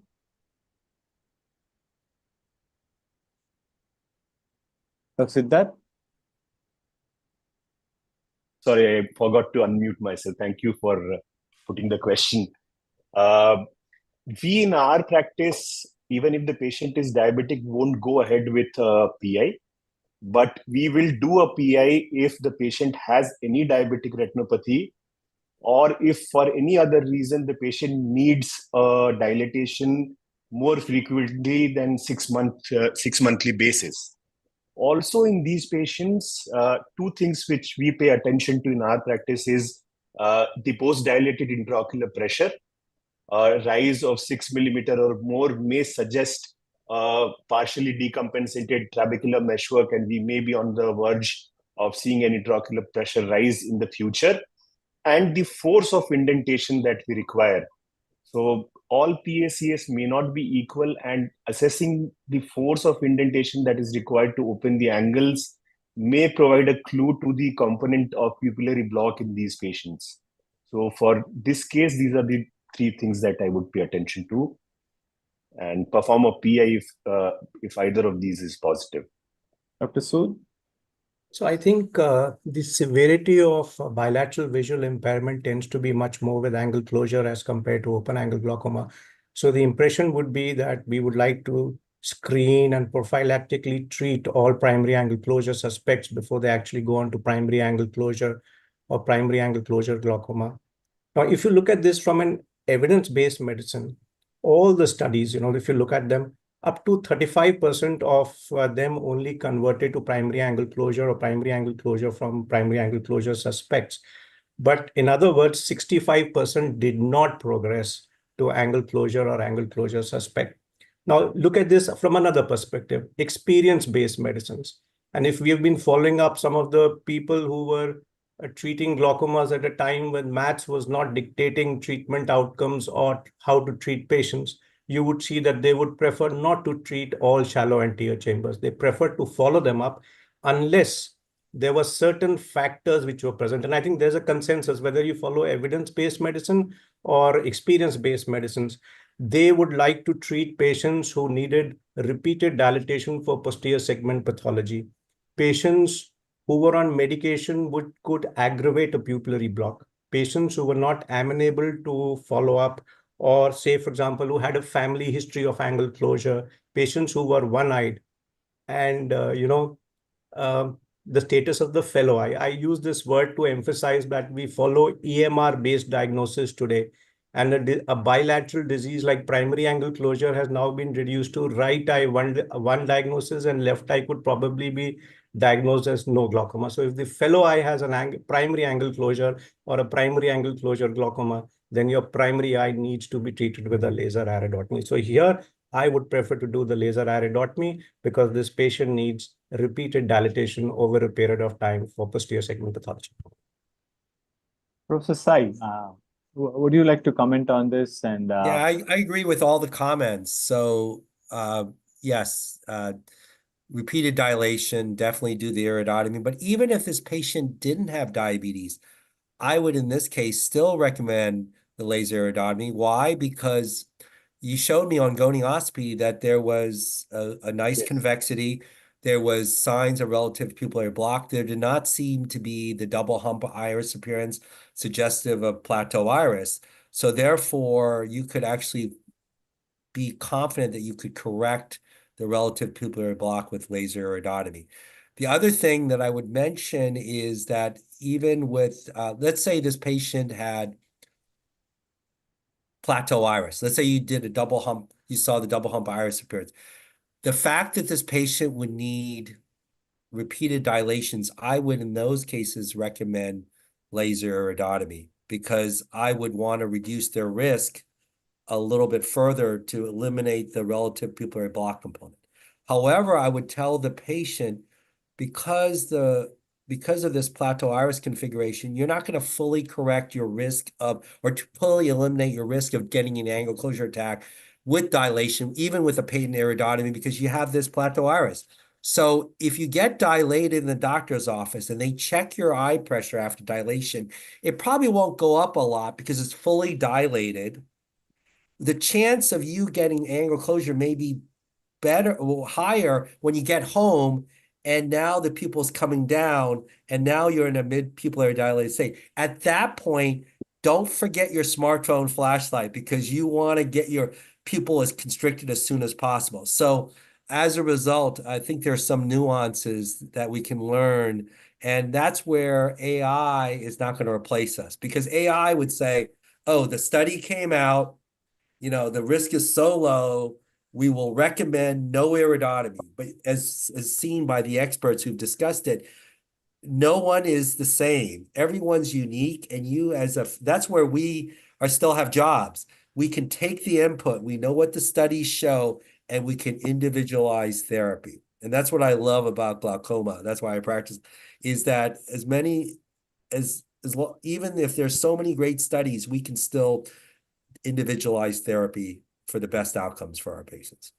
there are two Murli, sorry, Murli, I want to make a comment here, please. I'm really sorry about this. I so agree with Professor Sai here, is that we have to learn to individualize treatment, customize it to the patient in front of us, be realistic. Yes, you should be guided by all the studies. Yes, you should follow evidence, but we are looking at a patient who may not come back to us, may just follow up with the retina specialist. And it has happened so many times with me that I have treated iatrogenic angle closures, totally avoidable. So I believe that few exceptions in PACS. This is one of them, repeated dilatations. A family history, I would definitely do. A one-eyed patient, I would definitely do a PI.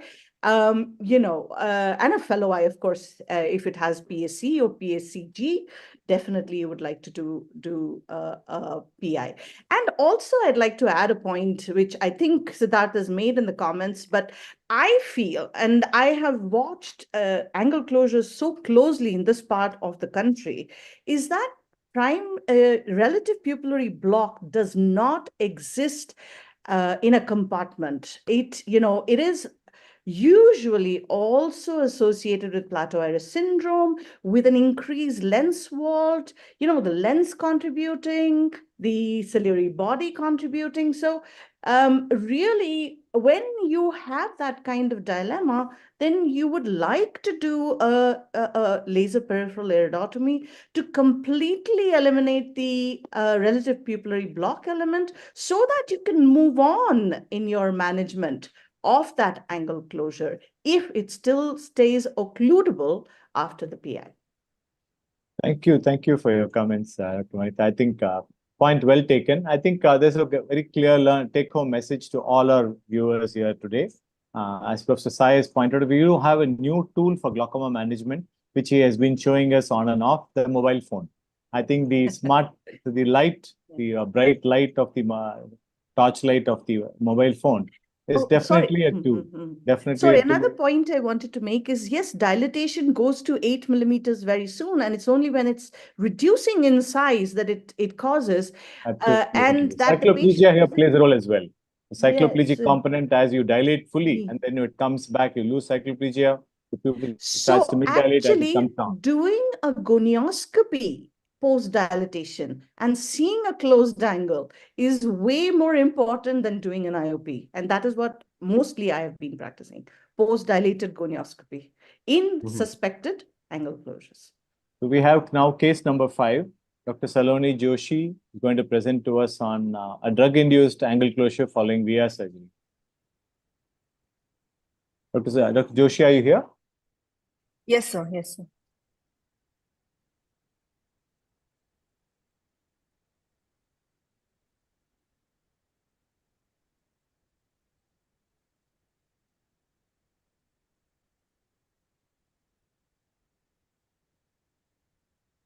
Are my slides visible?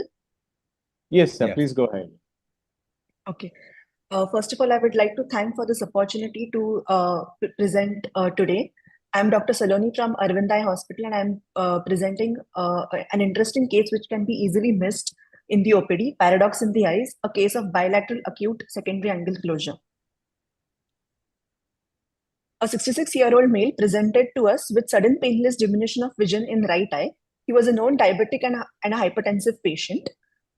Upon examination, he was diagnosed to have rhegmatogenous retinal detachment in the right eye and brown cataract in the left eye. He was admitted and was taken up for surgery. After initiation of pars plana vitrectomy, a break was noted with subretinal hemorrhage at macula, most probably because of perivalvar block perforation, and it was drained to the maximum. Otherwise, the surgery was uneventful. Prone position was advised, and routine post-op medications, including topical steroids and tablet astazolamide, were given for 5 days. To our surprise, on POD1, the visual acuity in left eye was decreased. The IOP had increased in both the eyes, and conjunctival chemosis was also there in both the eyes.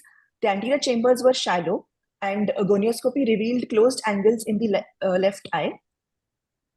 And hence a glaucoma referral was made. This is an image showing chemosis in the left eye. B-scan was done, and it revealed an oil-filled globe in the right eye and shallow CDs in the left eye. We've thought that the right eye findings were probably because of RD surgery, and in left eye, considering CDs, shallow AC, and high IOP, we came up with the following differentials of Wicked syndrome, uveal effusion syndrome, and sympathetic ophthalmia. But all these were ruled out clinically. And a probable diagnosis of some form of secondary angle closure was made. PI was not done in view of series and inflammation, and both the eyes were started on maximum possible anti-glaucoma medications, and tablet acetazolamide was continued in view of high IOP. The next day on POD2, the IOP had further increased, the chemosis had also increased, and now the anterior chambers were totally shallow with 360-degree iridocorneal touch. And the B scan showed a worsening of series in the left eye. So here we have a patient who presented to us with RD and post-VR surgery went for angle closure in both the eyes and series in both the eyes, which worsened on POD2 despite maximum possible anti-glaucoma medications, and hence an opinion from a senior medical officer was taken, and the diagnosis was revised to oral acetazolamide-induced acute secondary angle closure. We thought that the series in the right eye may have been masked because of buccal effect, since this is a bilateral condition. The tablet was discontinued immediately, and the anti-glaucoma medications were continued along with nepafenac. On POD3, the visual acuity in left eye had increased.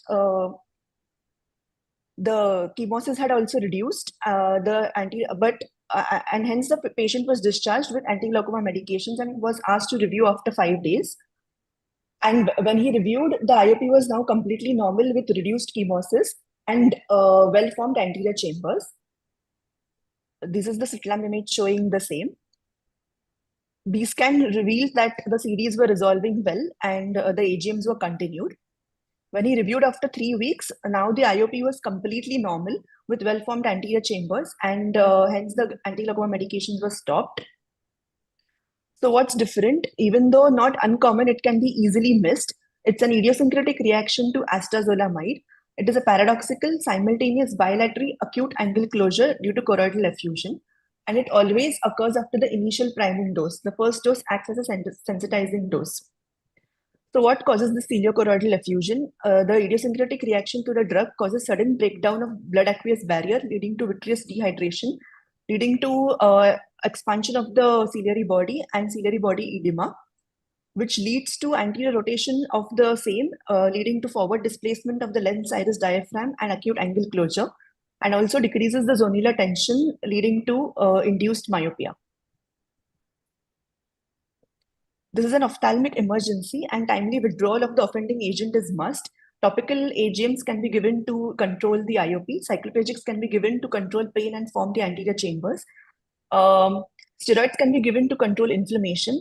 PI cannot be done in these cases, and myotics are avoided since they aggravate the blood aqueous barrier breakdown. Upon reviewing the literature, we found similar case reports associated with acetazolamide, and most of them were after cataract surgery and after the initial sensitizing dose. Murphy et al. Has performed a literature synthesis in which topiramate is the most common drug associated with idiosyncratic reactions, followed by acetazolamide and hydrochlorothiazide. In our hospital also, we reported a similar case series of topiramate-induced angle closure crisis in females in between the age groups of 25 to 45 years. So this is indeed a strange paradox. The drug which is used to treat IOP ended up causing the same. It's an ophthalmic emergency, and the fine line between acute APAC and secondary angle closure has to be differentiated since the management is different. Pilocarpine and LPI can be detrimental in these patients, and patient education about warning symptoms like chemosis or redness and defective distance vision has to be made clear. And also the doctors should be made aware of the drugs leading to idiosyncratic reaction. Early identification can definitely prevent vision-threatening sequelae. Thank you. Thank you, Dr. Joshi. And Dr. Sushma, would you like to comment on this very interesting case problem which she has faced? And I think somebody has actually done a very good job in picking up that drug could be the cause and not to go further on doing other kinds of treatment. And Dr. Sushma's comments first, and followed by Dr. Sai. Thanks, Dr. Murli. Well, there's a very interesting and a classical case of a very severe, ciliary effusion following Dimox, and very well managed as well and detected on time. Incidentally, when she was presenting a case, I was just thinking today itself in my OPD, I had a patient who I have only operated 3 months back for cataract, And today he was unaided 6'6", and today he came with minus 2.5 diopters of myopia, complained with blurring of vision, no increase in the pressure. I immediately asked the history of any new medicines taken, and he actually had ciliocoroidal effusion causing myopia, which is the initial stage, which is a very early stage of where you would see just a shift in the anterior chamber vis-a-vis the case she presented where there was a intense increase in the pressure and frank effusion causing this kind of a chemosis. So such kind of a bilateral presentation should immediately point towards something wrong with the drug idiosyncratic effect. And Diamox has been known to cause this. So that is something very, very interesting and a paradox as well. Point well taken and very clearly presented. I enjoyed the mechanisms also that you described nicely, that how it starts with the myopia and then the whole shift forward and then the pressure starts increasing. And of course, a totally contradictory treatment in angle closure as well as the secondary angle closure. So it's very, very important to differentiate because the line of management is totally different. We now have Dr. Professor Sai, would you like to comment? Just another great case. I love the case being presented because this illustrates what we're trying to teach all the ophthalmologists in the US. Not every case of angular closure or glaucoma should have laser iridotomy as a reflex first treatment. And this case illustrates it. Topiramate is, as mentioned, the most common offender, and we're trying to get that word out. The topiramate with bilateral angle closure should not be managed by laser iridotomy. I was a little heartened to hear that even with the silicone oil in place in the right eye, that both pressures came down with the closure of acetazolamide. I was worried that maybe the silicone oil could have caused a little relative pupillary block. So I was glad to see that that was the case with this patient. So, Dr. Goyal, would you like to present your case? Sleep apnea syndrome causing glaucoma progression? Yes, absolutely. I'll share my screen now.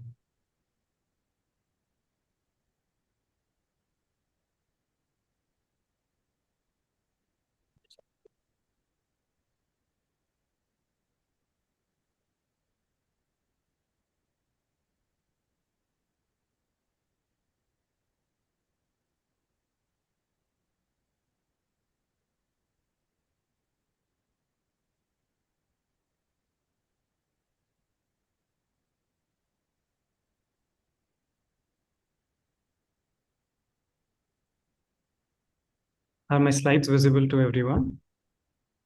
Yes, doctor, please. And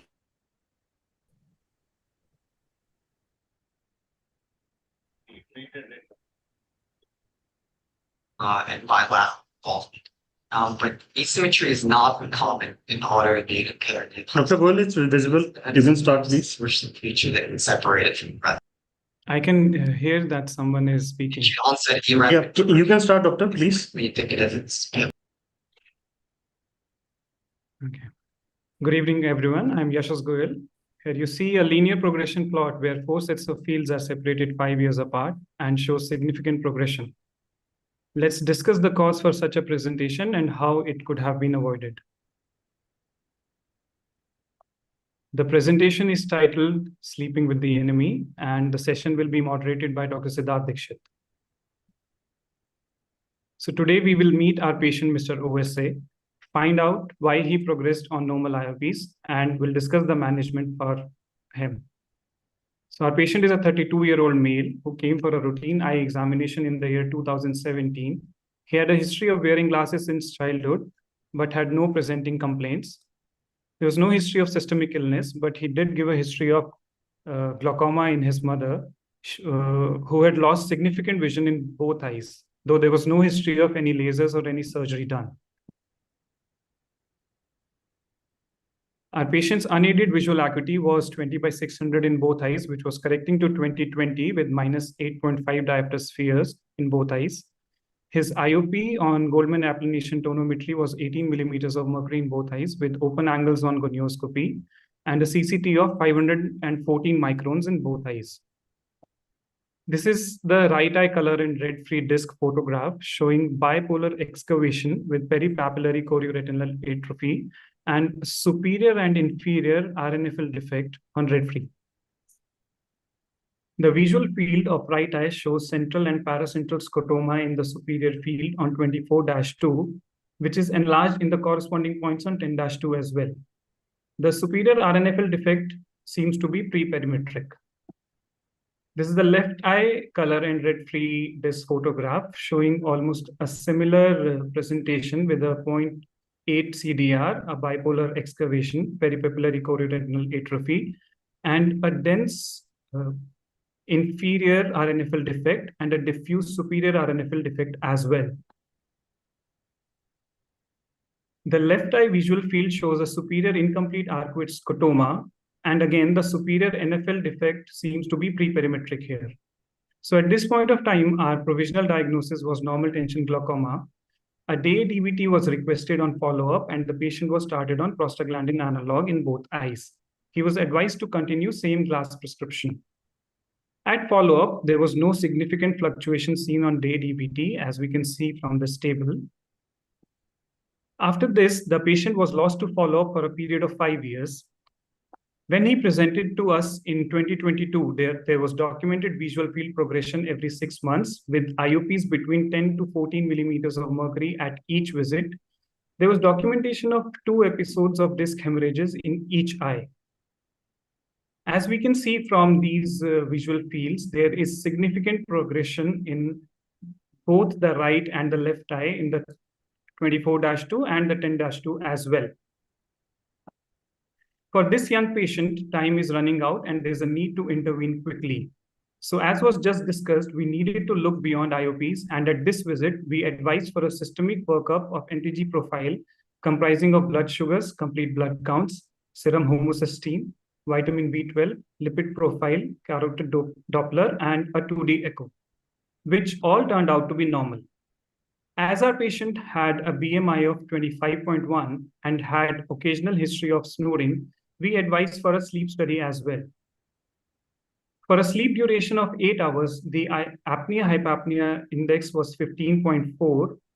His minimum SpO2 during sleep fell to as low as 80%. There was moderate snoring. The sleep efficiency was 66.4%, which means that the patient was awake for around 33% of the time, and the highest heart rate during sleep was 129 beats per minute. After this, a pulmonologist referral was requested, and the pulmonologist advised CPAP use for the patient.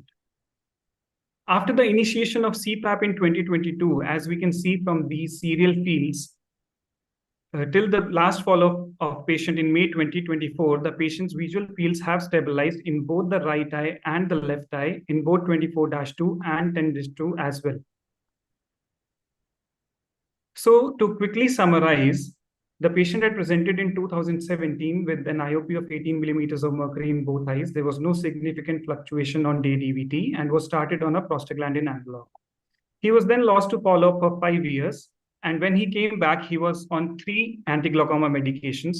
His IOP was 14 in the right eye and 15 millimeters of mercury in the left eye. There was significant progression on HVF. An NTG profile was advised, and the patient was diagnosed with sleep apnea, and CPAP was initiated. In the subsequent years, his HVF has been stable. Day DVT has been repeated, which did not show any fluctuations again, and he's continuing on AGMs with the pressure last recorded IOPs of 14 and 13 millimeters of mercury in the right and left eye respectively.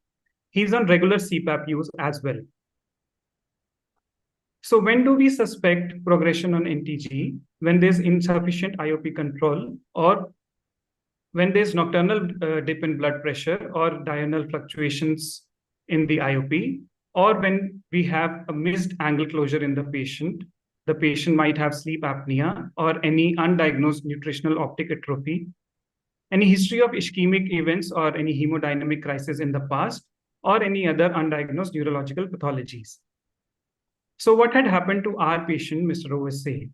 OSA, obstructive sleep apnea, is characterized by intermittent upper airway obstruction during sleep, which results in apnea and hypoxia.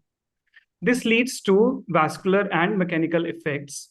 So hypoxia leads to vasospasm, which leads to hypoperfusion. The hypoxia directly damages the optic nerve, causes autonomic dysfunction. There's an imbalance between the vasoconstrictor and vasodilator factors, which disturbs the blood supply to the optic nerve head. And the subsequent reperfusion can cause oxidative stress and inflammation as well. OSA is defined as an apnea-hypopnea index of more than 5. Less than 5 is considered as normal, and anything more than 15 requires intervention. It is associated with an increased risk of cardiovascular, cerebrovascular, metabolic, and endocrine disorders. Apart from glaucoma, the patient can develop other ophthalmic manifestations as well, like floppy eyelid syndrome, non-arthritic anterior ischemic optic neuropathy, CSCR, papilledema, and retinal vein occlusions. So when do we suspect OSA in a patient? When the patient has been compliant with medications, the diurnal variation test does not show any significant variation. There's no history of hypertension, diabetes, or any cardiac events. No history of steroid or over-the-counter medication use. The systemic profile turns out to be normal. There's history of snoring, excessive daytime sleepiness, presence of disc hemorrhages, or a high BMI. Thank you.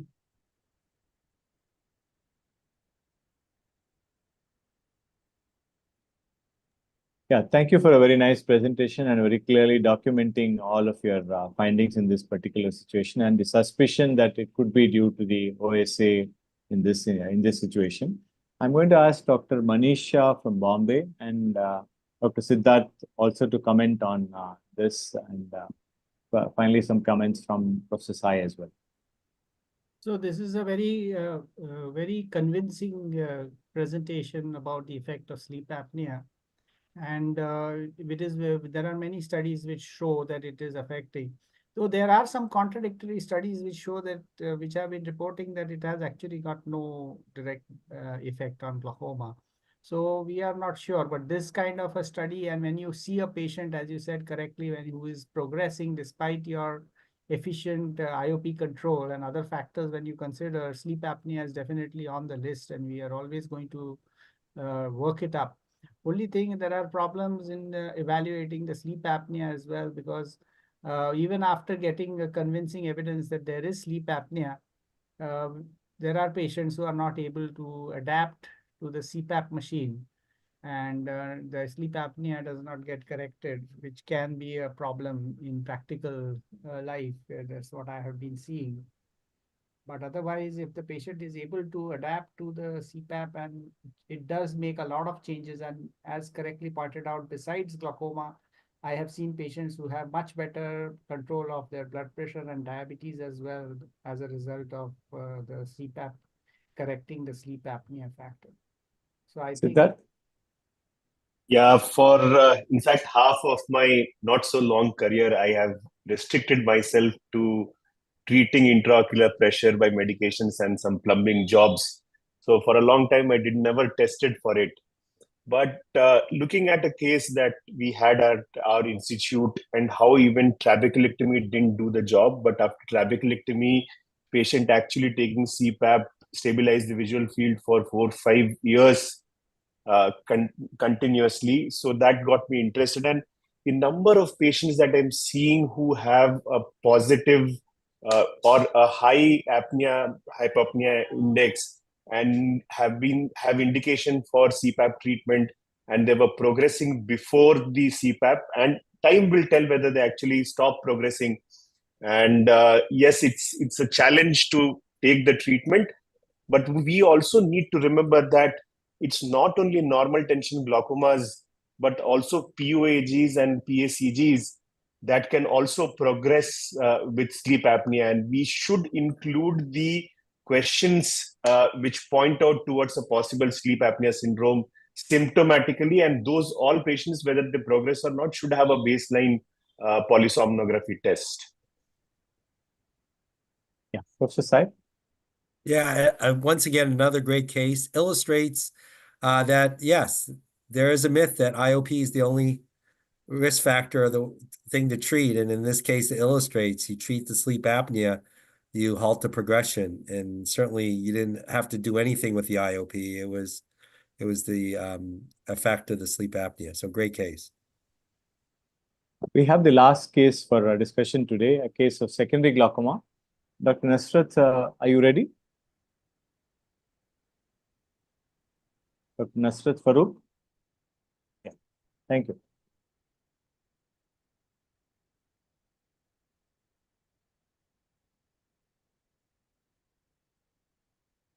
Are my slides visible? Yeah, please go ahead. Yes. Good evening, everyone. I will be presenting a case of secondary glaucoma. So we had a 43-year-old female residing from Howrah, West Bengal, who came to us with the chief complaints of right eye burning sensation, redness, and pain since 14 days. The patient had shown a local doctor and was started on timolol eye drops, BD for both eye, homatropine eye drops, BD for both eye, and tab acetazolamide 250 milligrams half QID for 1 week. The baseline IOP was not available. Patient has come to us for further management. The patient had a history of fever with upper respiratory tract infection 3 weeks back, for which she had taken antibiotic moxifloxacin orally. And the patient had joint pain since a month, for which she had was referred to a rheumatologist, and she was started on systemic steroids, which was stopped after a week. The family and the personal history was not significant. The general physical examination and systemic examination were within normal limits. The ocular examination, the visual acuity distance, the best corrective visual acuity was 6 by 6 parts and 6 by 6 in the right and the left eye respectively. And on giving near correction, the near vision improved to N6. On anterior segment examination, in both the eyes, we could see mild congestion in the conjunctiva. The anterior chamber was normal in depth. However, there was pigment dispersion in the anterior chamber. The iris had few areas of depigmentation and iris tonsil illumination. The pupil was mid-dilated under the effect of homatropine. The lens was clear, and there were pigments on the anterior lens capsule. So here is a picture showing the semi-dilated pupil with iris tonsil illumination and iris depigmentation. So the IOP was measured using Goldman applanation tonometer, and it was 40 and 36 millimeters of mercury in the right and the left eye respectively. On gonioscopy, there was hyperpigmentation of the trabecular meshwork, and the angles were open up to scleral spur in all the quadrants. On posterior segment examination, we could see in the right eye a medium-sized disc with 0.65 CDR with a healthy neuroretinal rim, and in the left eye, there was a medium-sized disc with 0.6 vertical CDR with a healthy neuroretinal rim. The investigations that were sent, the blood and the aqueous humor tests were negative for infectious and autoimmune diseases. However, the C-reactive protein was higher than normal limits. So with the above information, we come to the differential diagnosis, that is both eye uveitic glaucoma, both eye pigment dispersion syndrome, and BATE, that is bilateral acute iris tonsil illumination syndrome. So the factors not in favor of uveitic glaucoma is there was no cells or keratic precipitates, and there was no signs of posterior uveitis in this patient. And the signs against pigment dispersion syndrome was there was no Krukenberg spingle, and the patient was acute and symptomatic. There was no mid-peripheral iris tonsil illumination defects, and there was no concave iris configuration. So with this, we come to the diagnosis that it was bilateral acute iris tonsil illumination syndrome by excluding the above two. The treatment was, we had started the patient on 3 anti-glaucoma medications, that is brinzolamide, brimonidine, and timolol. And bromfenac was given, and tab acetazolamide 250 milligram was given half tab QID. Pot cloth syrup 2 tablespoons daily, and an antacid was given. On following up the patient after a fortnight, the visual acuity in both eyes was 6.6. The IOP, though reduced, was still significantly high in the right eye, that is 34 millimeters of mercury, and in the left eye, 20 millimeters of mercury. The pigments in the anterior chamber had reduced, but the angles were heavily pigmented or almost obscuring the angle structures. The right eye showed small area of iris tonsil illumination defect in the inferior temporal quadrant.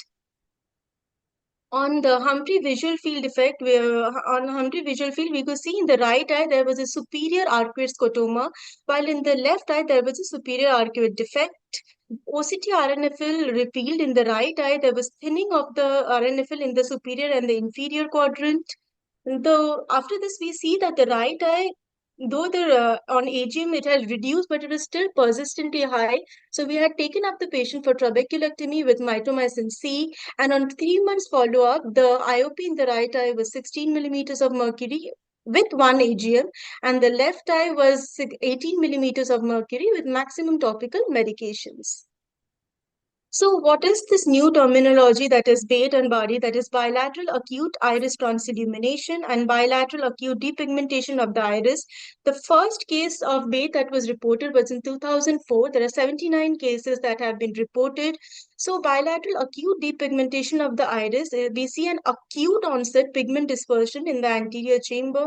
There is depigmentation of the iris and dense pigment deposition in the anterior chamber. And in bilateral acute iris transillumination, in addition to these features, we see iris transillumination defects due to loss of iris pigment epithelium and pupillary distortion with or without formation of a posterior synechia. So what is the possible etiology? It is unclear, but in most cases, we've seen that there was a prior history of upper respiratory tract infection with use of fluoroquinolone systemically, mainly moxifloxacin, or it has also been postulated that there can be an emerging virus that could be the root cause. So how does this moxifloxacin lead to this depigmentation and transillumination? This moxifloxacin has a higher tissue affinity for ocular and meningeal structures containing melanin. Therefore, this induced phototoxicity of the iris pigment in sensitized patients. So, on topical administration, the concentration is higher in the aqueous than in the vitreous, while it is equivalent on oral intake. So, once the equilibrium is maintained on systemic administration, it reaches the toxic levels that are needed to cause the changes. So, the differentiating point between the two are it affects younger age group, while in BAIT it is the middle age group. And there is involvement of the iris stroma, while over here the iris pigment epithelium is the one that is involved. The most important factor that differentiates this two is that there is no transillumination defect in body, while there is iris transillumination defect that are present. The pupil is normal, while in BAIT it can be semi-dilated to dilated, non-reacting to light. Due to paralysis of the iris sphincter, the IOP is high, while in BAIT it is higher and refractory. The IOP can be controlled by anti-glaucoma medications in body, while in BAIT it might need a filtering surgery in addition. So what are the precautions that is discontinue and rehabilitation, that is discontinuation of the moxifloxacin in sensitized patients, rehabilitation for persistent photophobia due to iris transillumination include therapeutic colored contact lenses and placement of customized implants at the time of cataract surgery. So the take-home message for BAIT is that it usually involves a young, middle-aged phakic woman, and there is a history of viral upper respiratory tract infection prior to the symptoms. With or without moxifloxacin intake, the patient presents with redness, pain, photophobia, and usually has a good visual acuity. There is intense pigment dispersion in anterior chamber, and hyperpigmentation of the trabecular meshwork is seen. There is iris transillumination defects. The pupil is in a semi-mydriatic state. The ocular hypertension stage can be often self-limiting. However, when it leads to the refractory stage, then it can lead to glaucoma and persistent photophobia. Thank you. Thank you. And I'm going to invite comments from Dr. Vanita and Dr. Chandrimam. Dr. Vanita, are you there? Yes, I'm here. Yeah, I have to say, I have to, just a minute, let me put my video on.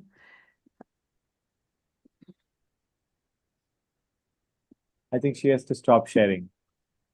Yes, probably.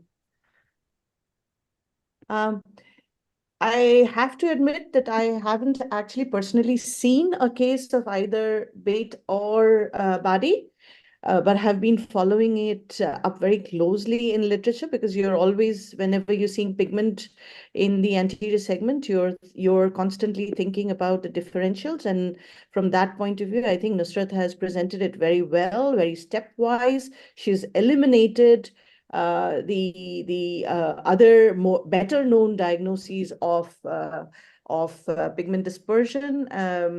Yes, I mean, she's summed it up very well, that BAIT is the one that actually may present a little bit more acutely and may require a little bit more aggressive management when you compare it to body. And although it is hypothesized, we don't actually know whether it's really moxifloxacin which is causing it, or it's a virus, or what.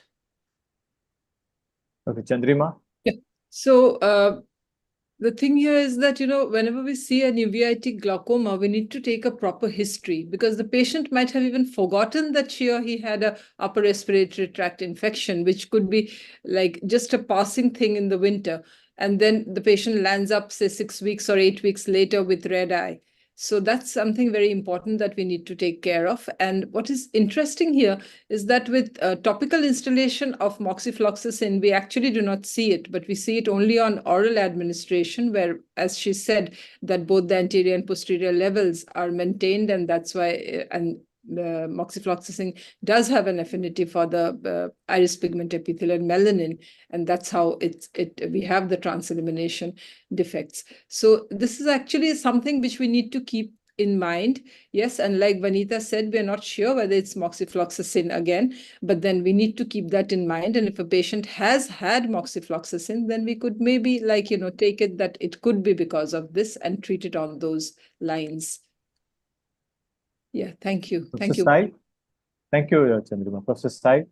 Yeah, fascinating case. And I think this illustrates that there are a lot of diseases out there that could be, related to viral infections. And certainly this is one that is one of the hypotheses. And maybe the moxifloxacin just accentuates this abnormal pigment situation, and certainly gives me food for thought to, if I recommend to patients who've had a upper respiratory tract infection, to avoid being put on moxifloxacin, especially if they fit in the demographic that a young middle-aged woman.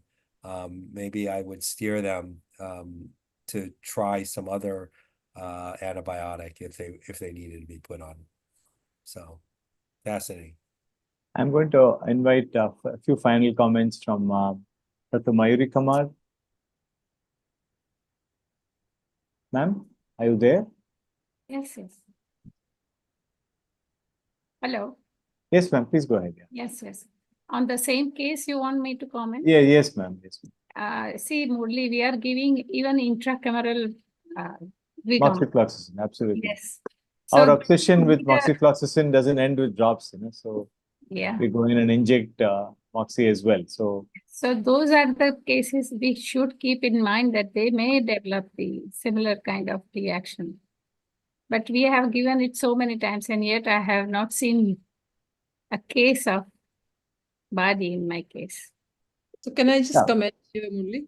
So there is a Yes, study where intracameral moxifloxacin was taken and the study was done, and it was seen that even with intracameral moxifloxacin, we do not get something like this. It's only with oral moxifloxacin that we get it, neither with anticameral or with injections or with topical installation. It's only with oral moxifloxacin that we get this. There are various studies in literature actually to support that. Yeah.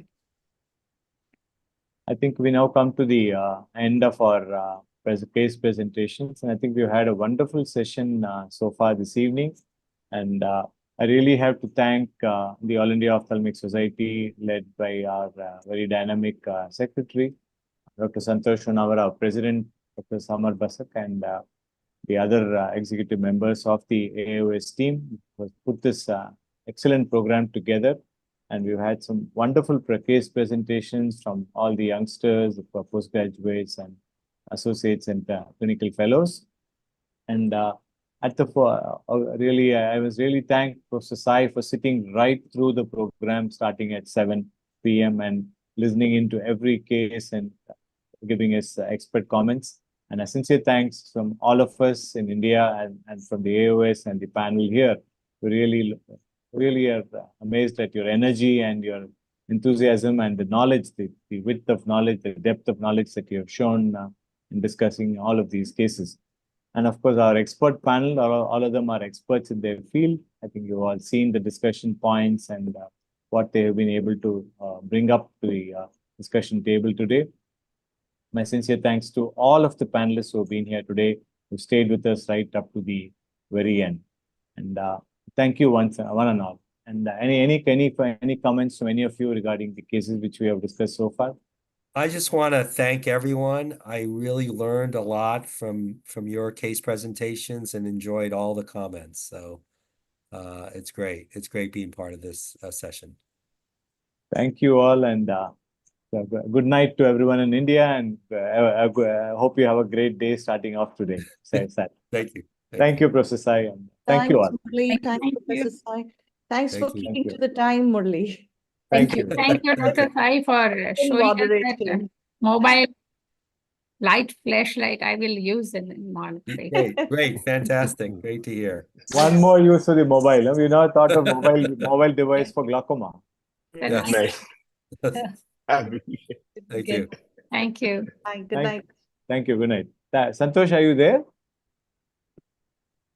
Maybe here. Yeah, I think he said he's stepping out for a while. Okay. Thank you. Thank you all. Good night. Good Good night. night. Night.